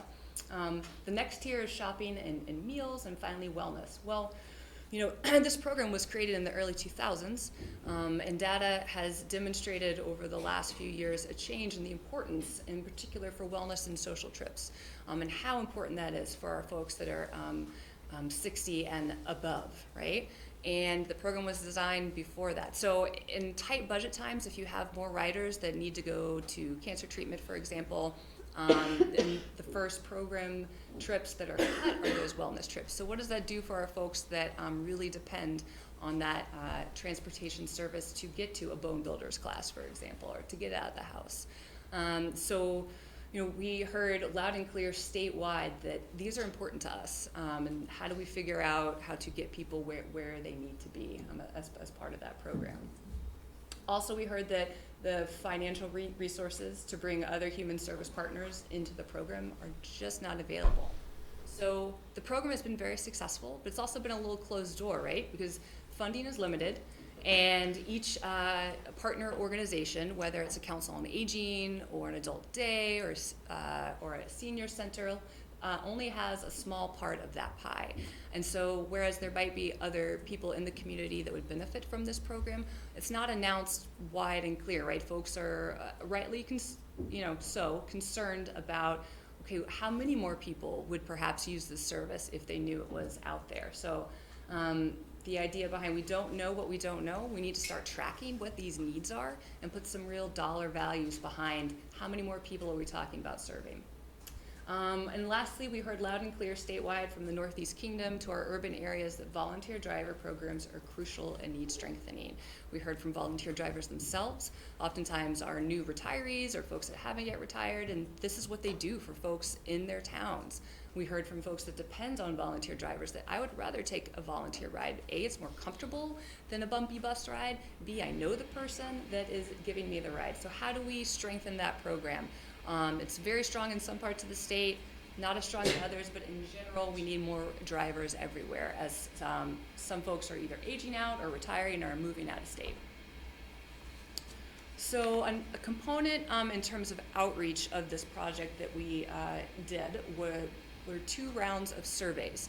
So we heard really through these public forums from key stakeholders. Even though they were open to the public, not a lot of riders and folks in the public actually came, right? So we reassessed and said, we really need to get to the masses. How do we do that? So 2 rounds of surveys happened in order for us to get some broader input. So we used a platform called MetroQuest, which is an online survey that I like to call a survey on steroids. It's an interactive survey quite often. States across the nation have used it in order to really take complicated, sort of dry, sometimes nebulous concepts like policy or STIPs, for example, I'm pointing to Matthew over there, and get information out to the masses. So we used that, and we sought about 500 responses, but for the first round we had over 1,200, and over 2,000 in the next tier of responses. Both surveys were a little bit skewed to Chittenden County, not surprising. So for the first round, 44% of the surveys came from Chittenden County, and you all are about 26% of the statewide population. We had 136 towns participate in the survey. Second round, 32% of responses came from this area, so that's a little bit closer to reality, right? And then the survey responses came from 193 different towns in Vermont. So all that is to say, we know it's not a statistically significant survey, but it is a good indicator, just putting out feelers and trying to get our finger on the pulse of how folks are feeling about transit. And we do have some numbers in terms of comparison to the long-range transportation plan survey, which was weighted by demographics. We had some similar questions and we compared to that. So the next few slides are just going to pull out some highlights from both surveys in terms of what we heard. So the first survey really focused on mode choice, frequency of use of that mode, potential service enhancements that people would like to see. How do people get transit information?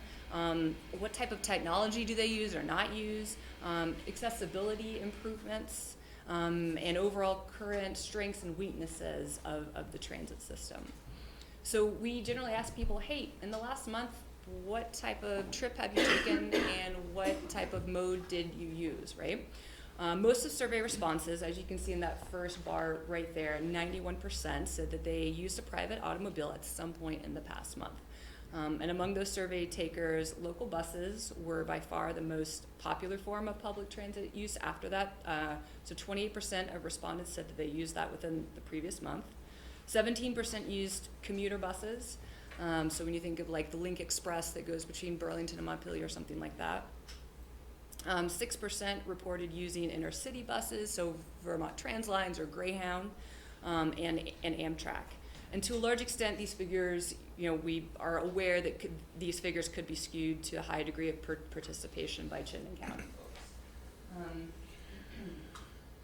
So when we asked them, okay, well, if you took transit, why? Among the users of the various transit modes, the most common trip purpose was to get to work, so that was 38% of the responses overall, followed by social activities or recreation, and then shopping or errands. Those were sort of the top three tiers. And we broke up the responses by Chittenden County versus the rest of the state. Green is Chittenden County, blue is the rest of the state. So 50% in Chittenden County said, I took transit to get to work, right? 42% said social activities or recreation, and 28% said shopping or errand.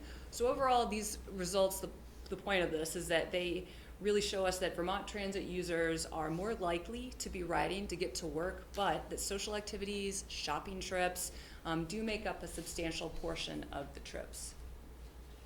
And so we also asked the question, hey, if you took transit, what would get you to use transit more often? And again, these are broken up by Chittenden County is green and the rest of the state is in blue. And overall, the most popular desired improvements to use transit more frequently included more frequent service, service closer to home, service closer to their desired destinations, and evening and weekend service. So not surprising, right? We want it all. We want more frequent service. I want it to come to my house. I want it to drop me off where I need to go. I want it to be like my car, right? For lower cost. For lower cost.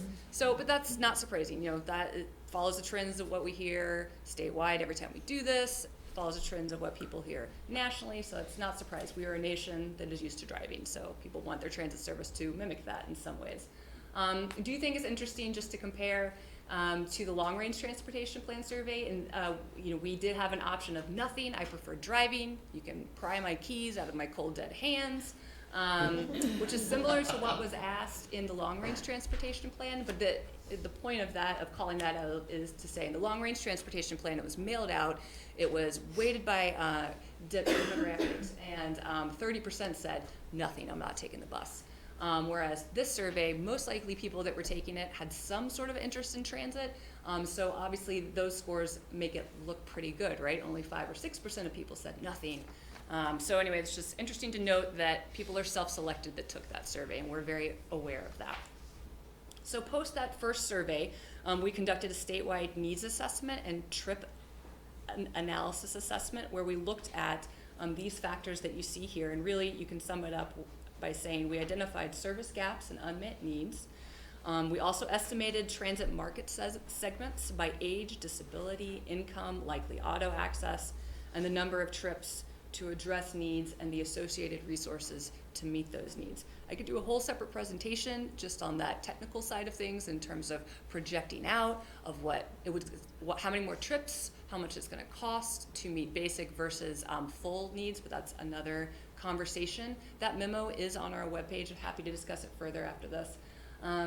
But again, we just took a deeper dive into some of the trends that we were seeing and looked statewide at where are the gaps. And so from that analysis, really 4 themes were pulled out, and it's not that different from what we heard from the regional forums. So that gave us heart that, okay, we're on the right track here. And so the main needs, we put them into four themes. There's a lack of transit access in rural areas. There's a lack of resources to meet the needs of vulnerable populations, both today and in the future.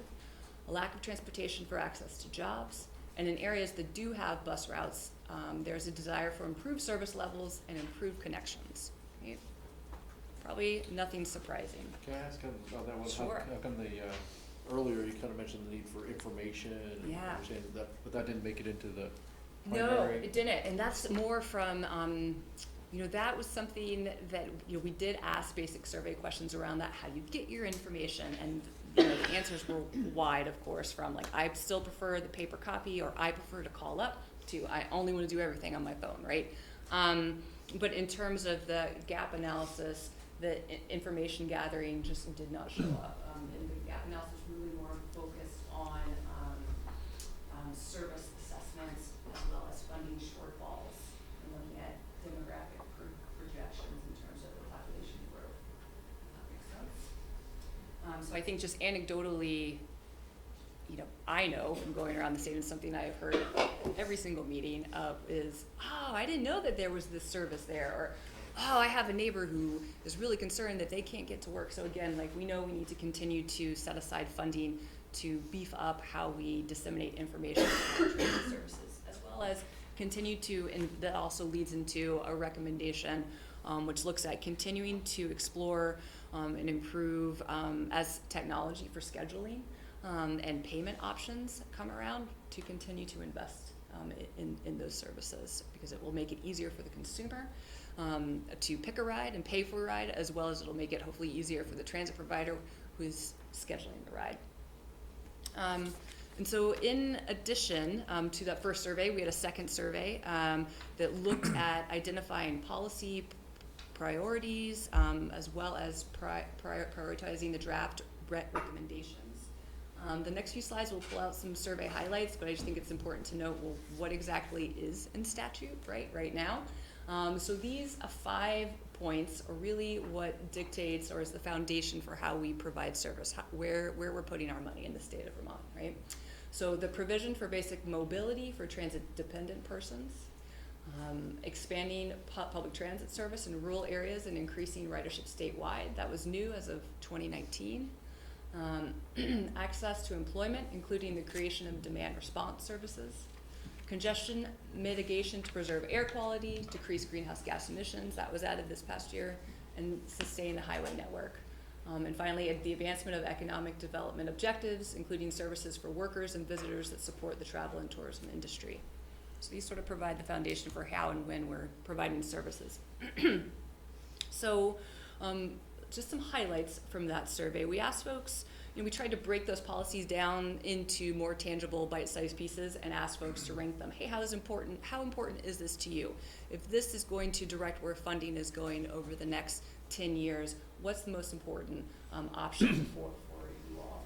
And so what we heard loud and clear is these top 4 options were, number 1, voted on the most by folks that took the survey, and number 2, they were the highest ranking options. So what we heard is less auto dependence. As we continue to invest in transit services, less auto dependence is priority. Mobility for non-drivers, rural area transit access, and choices for commuting to and from work. Again, we broke that up in between Chittenden County and the rest of the state. And this is a little wonky, but not surprising that green is the number of votes for Chittenden County. Blue is the number of votes for our folks that live in the rest of the state. The gray line is the prioritization average. So how important is it to you, 1 through 5, and weight that. And then red is the rest of the state average. So what that is showing is that in the rest of the state, rural area transit access is the most important. Not surprising, right? For folks that don't already have a ton of service, they would like more. Also, mobility for non-drivers is top for the rest of the state. In Chittenden County, so looking at that red bar, rural area transit access is still important, but really the less auto dependence and mobility for non-drivers and choices for commuters. So a few nuanced changes there. And I think that just speaks to where there is good fixed route service, folks want it more frequently. Where there is little service, folks just want it at all, right? So from all that information, we pulled out some themes that we developed our next set of recommendations, goals, and objectives from. So we need to look at continuing to addressing the folks that are aging in the state of Vermont. And, we have a concept or a policy that is, we want to support folks aging in their place of choice. Folks need to be able to get around, right? We need to look at continuing to expand transit access for everyone statewide. Continue to focus on improved outreach and raising awareness of services available. Continuing to explore and invest in technology to move to the next generation of ride scheduling, and the sort of catch-all category, parking lot category, long-term investments of it may or may not involve VTrans directly, but it impacts transit. We should probably try to do something about it, right? So the last of the slides are really going to dive a little bit deeper into what the recommendations are. So under that theme of how do we do a better job of folks being able to age in their place of choice and providing transportation services to them. Create a working committee with the Agency of Human Services to address mobility issues for vulnerable Vermonters. So there's a lot of overlap of services between AHS and transit in general in the state. And administrations come and go, but the folks that are managing the programs really need to have a structured way to talk to each other on a regular basis. That's what that gets to. We're also looking at more comprehensive planning for that elderly and persons with disabilities program. That's something that's grown organically over the last 15 years. But the needs of older Vermonters, of older people nationwide are changing. We heard statewide, for example, from our adult day programs that at certain parts of the state they're having trouble filling the seats there because seniors don't want now what seniors wanted 10 to 15 years ago, right? So we know that, and that gets to the concept of social and wellness trips and be able to prioritize those and ensure that riders that need those trips can get to them. So phase one of that is going to be to take a look at how our E&D program is currently run, what the current guidance states for how it should be run, and revise some of that. The RPCs in that guidance were given the authority to organize and run those meetings, and in some parts of the state that works really well, and in other parts that doesn't happen. So just trying to get to a more uniform way of how those E&D committees are organized and run, and ensure that a neutral third party is at the table and running things. So this concept of establishing a personal mobility account, and what that gets to is, what we heard loud and clear from riders is, for folks that are part of different types of programs, I don't know what program I'm on, I just want to be able to call up and get a ride, or I just want to be able to get on the bus. I don't want to have to do all the paperwork. And so the idea behind that is there a way that we can merge, to the extent possible, different types of programs so that one client who takes multiple different types of trips through a variety of programs can have an easier way to navigate that system. If you have an aunt or an uncle or a grandmother, etc., that that you need to get a present for, can you put money on a card for them? So can private funds then fund certain types of trips, right? So that's the idea behind that. So getting to, the magical bullet, if we all win the lottery, the expansion of transit access to get everybody where they want on the bus when they want to get there, right? So we're not going to fix it all, right? We're not going to build our way out of this issue. We have dispersed land use patterns in the state. We have only certain areas where fixed route transit works really well. So what do we do about everybody else, right? So one thing we heard loud and clear is the value of those volunteer driver programs. They're successful, they're working, in a variety of ways, and so we need to continue to support those and work on expanding them. Expanding access to healthcare. So this gets to the concept of we know the data shows that preventative healthcare, preventative visits to the doctor, basic visits to the doctor are key for people staying healthy, especially as they are aging. We have a number of folks, especially in vulnerable populations, that might miss those appointments, be no calls and no shows due to not having transportation access or perceived not transportation access. So can we work with our healthcare providers to start tracking that? We all get a ton of questions when we get to the doctor. Why can we not have a simple question, hey, how did you get here today? And so really working with the healthcare providers to start tracking that information, to start tracking when missed appointments happen, why. So we have a pilot program called Rides to Wellness that has been partnering with a few hospital systems and healthcare providers in the state to do just that, and to provide them a separate pot of money to train their staff to ask those questions, to go through sort of almost like a phone tree of, okay, you're part of this program, you have an appointment this day, here are your options to get here, as well as to give people gas cards or to pay for bus tickets in order to get to the doctor. So that is the option, or that is what that speaks to, and so we're piloting that currently, and if that works well, we hope to expand that statewide. Continue to look at methods to expand access to employment. We heard time and time again, whether it was in our resort areas or in our urban areas. I've got shift workers. I have people in the hospitality industry. They're getting off at X time. They don't have a way to get home. They're hitching a ride on the side of the road.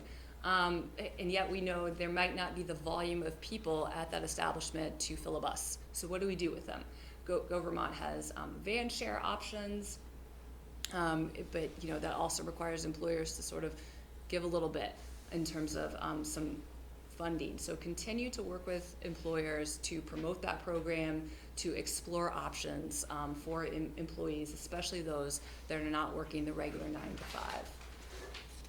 5. All right, that conundrum of expanding local connections, first mile, last mile access, and really what this gets to is continue to pilot things, see what is working. It is a challenge both in our urban areas and in our rural areas, where then we get to the 3 mile connection point that is missed. So support investment in multimodal options, whether it's park and rides, bike ped connectivity, bike share and e-scooters, which work in some parts of the state, to pilot microtransit where appropriate. And the concept of that is really, it has worked more in urban and suburban areas nationwide. It's a demand response model, so you call up and say, hey, I'm looking to get to location A, this time of day, and a smaller vehicle, van, smaller bus, maybe even a car, is sent to you, but you're pooled, right? So it's not just you getting a private taxi ride, it is you with a number of people in your area also getting that service. And so it has filled the gaps in some parts of the country in more suburban, less urban areas. And so the VE Trans is looking at piloting that in the city of Montpelier to see could it work on that small of a scale, because it hasn't really been done at a scale of that size. So expand access to available seats in transit vehicles. So again, I'm sure many of you have seen empty buses driving around. So when and where possible, ensure that programs are speaking to each other and able to open those doors for other folks to get on the buses. Expanding the funding pool overall, more services needed. So this is just sort of the wish list of continuing to look at where are some other options for funding pools. Our budget is pretty, we don't expect any big additions to our budget. As I said, we're not going to build our way out of our transit issue. So where can we be creative with either grant programs or pilots and private sector investment as well, where appropriate? Under the umbrella of outreach and raising awareness, continue investment in Go Vermont. Continue to really look at telling the story of people that use transit. We're looking at our transit providers around town meeting day, go to towns and speak to, we're looking for a match, right? So how can we make that more personal? How can we tell the story of a community member that depends on transit? So just basic things like that. Establish a statewide ambassadors program for folks that are interested in transitioning to take the bus, whether it's all the time, or we certainly heard from folks, you know, I drive until it's winter, or I drive until it starts getting dark. And so how can we sort of ease that cultural shift and get people to take the bus? Is it having someone sort of go through the whole process with them? So that is an option. And continue to expand partnerships and activities to raise awareness. That again speaking to partners like AARP that are have a better reach into the demographics that might become dependent on taking transit. This concept of the next generation of ride scheduling. Again, companies like Uber and Lyft, for example, are on the leading edge in some ways of new software. So can we take from that and adapt that and use it statewide? You know, we have rolled out in the last few years of software called Route Match to all our transit providers, and it's still been a real struggle. And at the time, that was like the best of the best, but that quickly becomes outdated, and there's been big struggles with that program as well. So we know we need to continue to look at that. Use expanded volunteer driver pool as a resource statewide. And again, this concept of linked to a personal mobility count. So, you know, if you want to be able to put private funds into payment options, that is a realistic option for you. All right, our parking lot category. We're at the end. We made it, right? So longer term investments. Continue to work with state, regional, local agencies to integrate transit into land use planning and development review. The RPCs already do that, right? I cannot tell you how many times our transit staff will, at AOT, will then, you know, get an Act 250 permit and be like, well, how is the bus gonna get in here? So even though, you know, staff here does it on a regular basis, there are still proposals that we get on her desk on a regular basis that just doesn't have transit in the forefront of their minds, right? To continue to provide priority scoring within existing programs for planning and capital investment in our downtowns and villages. So we do that through our bike ped program. We do that through our transportation alternatives program. So where the development is already dense and transit is a good fit, how can we encourage more develop in those areas? What makes sense for VTrans's role, right? To incorporate additional transportation demand management principles into the transit propensity analysis. So something that was brought up at this RPC's TAC meeting by a member was, hey, when you were doing that propensity analysis in terms of like looking at the demographic factors of where people are concentrated that are more likely to take transit, did you consider the cost of parking? And we're like, no, we didn't do that. So consider that. So we all know there's the carrots, right, that we try to offer in terms of incentivizing transit, but really like taking that analysis approach to, is transit more successful in areas that parking is more of a pain to deal with, right? Invest in workforce development for transit provider staffing. So nationwide and certainly in the state of Vermont, we have a shortage of CDLs as well as mechanic programs for people to be able to work on our buses. So it would be really great if we could really look into working with some of our local colleges to establish some of those programs. And finally, to continue to support the electrification of transit fleet vehicles. That is being rolled out in this area very soon. We're going to test it, see how it goes, and that is what we're doing. So that is a lot of me talking at you. Not my favorite thing. Thank you for your attention. Again, in the next week, hopefully you all will be getting a notice from RPC staff. The draft report is up and ready to go. Certainly welcome any comments and questions now, but really am relying on you all to help get the word out to folks in your communities if this exists, if they have an interest in transit or a concern about transit, to take a look at it and shoot me an email or give me a call. Any questions? Jeff? Is there any part of our state that comes anywhere near hitting the minimum metrics to make transit work without subsidization? In terms of, and when you say transit, do you mean like our fixed bus route transit or? Whatever, however you want to define it. Without subsidies? Are we anywhere close? Are we even in the ballpark? Anybody in the country does it without subsidy anyway. No, the answer is no. I mean, MTA in New York City is the only property in the country, and their capital budget's in the billions of dollars, so that the operating breaks even, but no. And we do get the most bang, correct me if I'm wrong, we get most bang for our buck in terms of return on fare revenue with our commuter routes, so the Link Expresses. Which are very successful, but, that obviously serves a I'm small portion of the sympathetic, I'm population. sympathetic to our CCTA as a former select board member and one of the member communities that, basically, we're trying to sell bad service because it's hard to get it with enough frequency and enough geographic without breaking the bank. Exactly. We're about 20% of our revenue comes from the actual fare box, so. And that's the highest in the state. So, yeah, and even with all that, even We with all the get, services. we get A it's for all- effort, but it's really hard. And CMAQ funding's still going on and all that kind of stuff, and Anything else? You want to, Joe? Catherine? Yeah, I have a question on the volunteer, how does the volunteer driver programs work? Because a new program, it just came into our area, and I wanna hear about the other ones so I can pass it on to them. Yeah, so every region is a little different.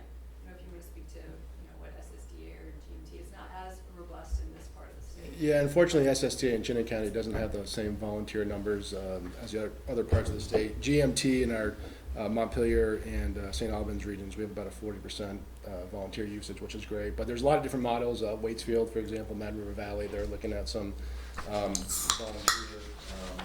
programs. In Essex, they've matched a federally funded vehicle, and they provide volunteer drivers to that program. So there's a lot of different ways to look at it. But it's a much cheaper service delivery model than a paid So driver. the Agency of Transportation that actually has some funding to help that along those kind of programs. Yes, and the idea is that, we've heard a few things through a variety of service organizations that would ease the burden of getting volunteer drivers. One is a background check process that's one and done.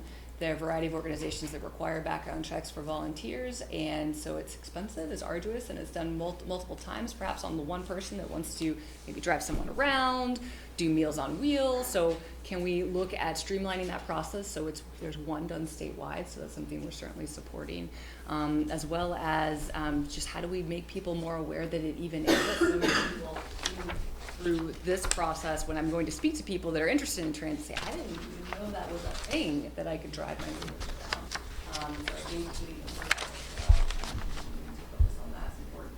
Well, the reason I ask is I'm going to pass it off to the Green Mountain Villages then, because they have taken to the villages from the Beacon Hill area, and they're, I think, the first in the state, and they went through the process to become a 501c3, and they just went live in October. I think the main, it involves Cambridge and Jericho, Underhill, and I can't remember other communities are. But there is a fee for either individuals or couples. It's mostly volunteer run. It's all volunteer run. But the doctor, one of the doctors who's the chair of the board, I think, came from DC, and he said that was very active in DC, and the primary volunteer use was driving, because he saw most of his patients came with somebody from the villages, and they were saying that they need like 75 people just to join, and then at least 50 volunteers to even make it work. And so, that's why I was wondering, maybe financing, maybe if there's money available, maybe it would help them get, through the process to get drivers or something, because you said, whatever it helps. I have no idea. I just thought it just kind of went through the brain and said, hey, volunteer. Yeah. Is that the same initiative that the rural transportation, okay, thank you, yeah. So do you wanna just talk about it? So we are actually talking about those the tri-town, kind of like Yeah, it's different from the effort. tri-town. It's different from the tri-town, okay. Yeah, it's very, the tri-town. Maybe we can talk later, Yeah, Catherine, we're and- trying everything we can. Yeah, To we'd be get a happy to bus or talk to you whatever. more. And something that might be helpful is to connect with Ross or Yes. John on what happened in the Mad River Valley, because they found that it was more cost effective initially to go out on their own and do it until they got to X amount of volume, and now they're struggling. And anyway, Yeah, We've tried, that we're doing the tri-town, but this is also a group that got together because what they're trying to do is help people age in place as much as anything. So they're vetting handy people and electricians and plumbers and stuff like that, or people to help walk your dog. But the big thing is transportation. Okay. They're all social stuff. So I thought, well, I'll just, you know, I don't know whether to connect them with everything else as well. Yeah, let's talk later for Yeah. a little bit, then we can just talk to John and maybe Ross and go from there. Anything else? Okay, thank you, Jackie, appreciate it. Thank you. Very interesting. Okay, next item is the Town of Charlotte determination of energy compliance. Gina will address that? Yeah. So you've got a determination of energy compliance in front of you. In the memorandum, you'll see that the PAC reviewed this and has supported this plan. Also, the Town of Charlotte held a special election for this actually and adopted it on November 5th. So just to be clear, this is not a full plan amendment. This is just a standalone energy plan that sort of stands on its own, that is adopted as part of their municipal plan, but we're not asking you to do the whole new 8-year time frame for the Charlotte Town Plan or confirming their planning process. It's just the determination of energy compliance. Questions? Hearing none, I'm looking for a motion to approve the Charlotte determination of energy compliance, is that correct? Yeah. So moved. Andy, is there a second? I'll second. Is that Sharon? Any further discussion? I'll just note that this is a vote of just the municipalities. Okay. So, all the municipalities in favor, please say aye. Aye. Opposed? Abstentions? Okay, motion carries. All right, thanks, Regina. Chair Executive Director report. I'll defer to the Executive Director. Thank you. So really, I just wanted to give you an opportunity, or give us an opportunity maybe to have a conversation about what and how we want to talk to our legislators on December 10th. I tried to list a few things on the agenda that we talked about at the executive committee as likely topics, but as usual, there's always this kind of balancing of how many things you can really focus on, how deep you can go, and what are the things we want to talk to them about to emphasize. So I'll start the conversation, but then please jump in and adjust. I think the first thing on my mind was Act 250, or is Act 250. I'm hearing that there's some agreement brewing amongst the, I don't know what, I'll say the interests in general, that are coming to some conclusion that they may have something that they all agree on to move. I don't know what exactly that looks like yet, but we certainly have, as a commission, had a position on Act 250 for a while, so it may bring that back up. And in general, it says anything you can do to make it easier to develop in the places we say we want to develop would be great. And I think it goes so far as to say, and we'd be willing to trade off. If you make it easier there and you make it harder outside, there's some deal to be made there. We understand that and support that. And there's more nuances in our position in terms of other processes and appeals and things that I don't know how much what is getting discussed we'll get into, but that's one topic. Housing, I do think Senator Sorokin has definitely been talking about some way, I think it kind of starts with a housing bond again, but it may turn into some other sort of financing vehicle. And separate from that, there's also, I'm hearing some conversation from the administration about a housing bill that would make it easier to do infill housing where we have water and sewer. So those are two other housing related things. Quickly, I'm sorry, this is my priority list. following that pretty quickly is in our villages wastewater, community wastewater. We certainly have a few, Huntington, Westford, that are trying to figure out how to deal with failing septic systems in their historic villages, get community wastewater, and maybe even have some opportunity for growth in those historic villages. There's probably some more work that needs to be done there. The Transportation Climate Initiative is something that's definitely getting discussed. I'm not clear about the role for the legislature, but they may insert themselves in that. And I don't have it on here, but the other thing that I think we always talk about is the investment in transportation projects. We talked about the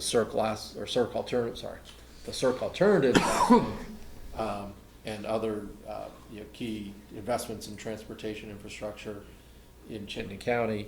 And then there are a couple things I listed here that are going on that I at least want them to be aware of. I'm not sure we'll dig in too much to these, but the 89 study. And we are doing some work right now with the municipalities that have community justice centers and the state to see if we can have a better system in Chittenden County for that. So those are the top few things I think that we've discussed so far, and certainly that are on my mind, but that's probably already too much to talk about. So, You could talk about two of them and then list the other ones? yeah, maybe. Which two? I don't know. That's why we pay you guys the big bucks. Is there going to be a position on the A&R's 3-acre rule regarding stormwater? That's funny. We talked about it in our Clean Water Advisory Committee at the beginning of this month. I think that we had Patrick here from A&R. I didn't get the sense out of that conversation that the town, at least the staff involved in those meetings, had a position forming up. And maybe that's in the last couple of weeks, maybe there's some more issues coming up. So I don't know that we have time to put together an official position. I think the comments are due, sorry, for those of you that aren't aware, the 3-acre is a new stormwater permit. There's a draft rule out, comments are due, I think I just heard, the 25th or the 2nd, sometime around Thanksgiving. They've been playing around with that deadline, but in the next couple weeks. So I don't know that we could make that, certainly, we would have had to have it on our agenda tonight to have an official position. But if there is something, I haven't heard anything coming from any of our municipalities in terms of a position. If there is something brewing, I think love to hear about it. Lake Champlain Chamber is Yep. working with municipalities to do a comment in the Yep. comment period. But there's a list of parcels that are affected by the rule, and Essex has 30 parcels on that list, and Burlington has a bunch, and Colchester has a bunch, so it's a potential problem. I talked to the chamber staff earlier today about that same topic, so got that list. Yeah, maybe that we add that to our list as something for them that we want the legislators to monitor a little bit.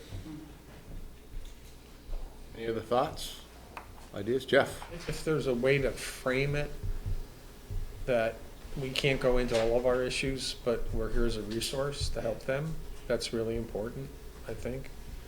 Because we want them to turn to us for information that'll help them make the arguments that they need to make in the public policy arena.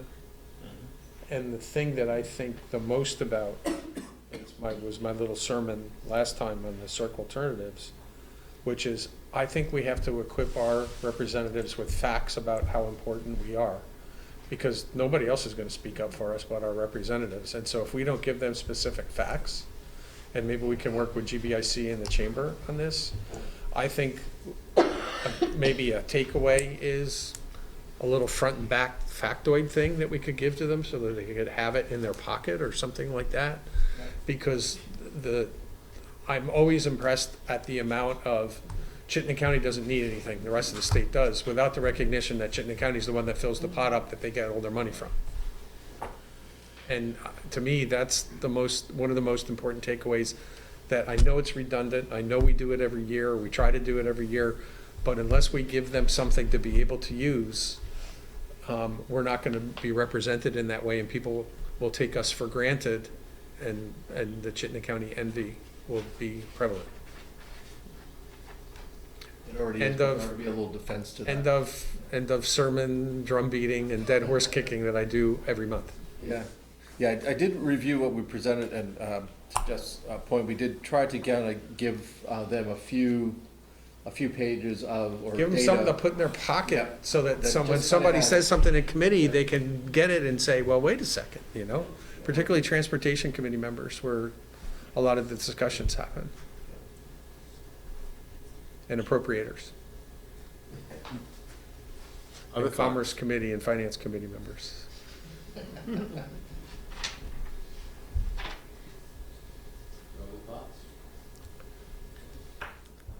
Sounds like we have a list. End of the night, all right. So, just in If terms of. frivolous, I can give you frivolous. What's that? I said, I can offer frivolous stuff, but that would just take on the rest of the night. Yeah, and so, I'll work on this a little bit more over the next couple of weeks. The executive committee will, get a chance to look at it one more time before the 10th. Let the junta decide. Yeah. I haven't heard, I think Emma's sent out the notice to register. Save the date? Yeah, and I think that did have a link to click on, so if you could look for that. If you haven't done that yet, she'll be sending a reminder soon, to get you, signed up so we can start focusing on Weekend at 10. Appreciate it, but I think, I don't know, I've found it helpful. I think it's been, it's short. You know, we usually spend 45 minutes or so maybe in conversation. We should avoid trying to put them to sleep after they eat. We don't let them eat until they agree that they have heard us. Well, I think that's gonna be hard when they smell the food. Yeah. And not want to eat. We'll start earlier. Yeah. Yeah, good. Thank you all. Appreciate it. We'll take it up at the executive. Yep. And we'll see you there. All right. No December board meeting. We have the legislative breakfast like we always do. Breakfast, right? Okay. Hopefully it won't snow. Committee liaison activities and reports are in your packet. Are there any questions about any of those? Hearing none, do we have any members' items or other, sorry, you're behind me. On Sunday from 12 to 5, in the Essex Town Center parking lot by the, I forget what it's called. The Triple E. Triple E, thank you. Double E, sorry. Double E. Double E, sorry. There's gonna be a region-wide button-up event, that we are helping Essex and Jericho. Maybe there's another town, another partner on that. But it's gonna be very exciting. There'll be lots of, movies happening, face painting, donuts, cider, and a big weatherization trailer that you can go in and see how to do different things, There'll be a movie, and movies. it's a movie in the Double E. You said that's. And you can go see Frozen 2 right after. Sunday from 12 Right, yeah, because you go from the little theater, because Double E is where they have the T-Rex.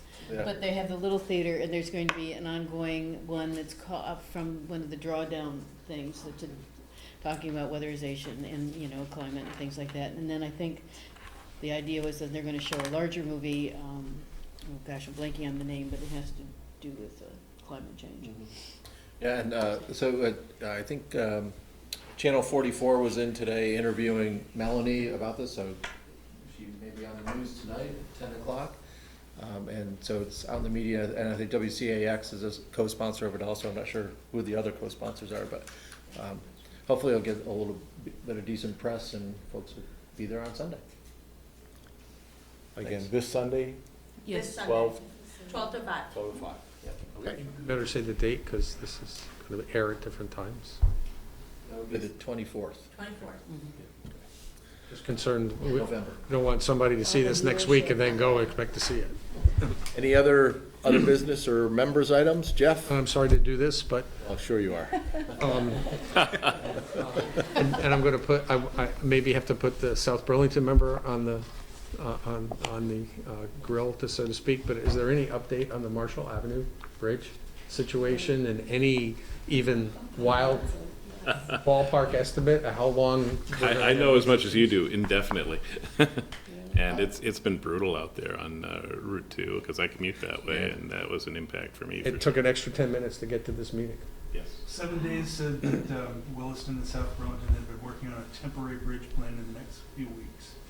Yeah, and I think I saw something out from South Burlington that I want to say it said in the order 2 to 4 months they expected it temporary. I'm sticking with indefinitely the way. Yeah. it is. That's why. We're definitely saying that. Well played, Public Works person. There's also one dynamic that also changed, which is that because of the damage from the storm, and we qualified for the federal disaster assistance. Right. That may really help move something along there. I was going to defer a little bit to Amy and hope that she might have heard something from her. I know no more than you know. Okay, thank you. Anything That else? was just for the public. Yeah, I thought yeah, that- if we get oh, something right. more, we'll share it Anything else? On our website in our newsletter. and website. Hearing none, I'm looking for a motion to adjourn. I'd move so, to adjourn. Second. All in favor? Aye. Opposed? Thank you, everyone.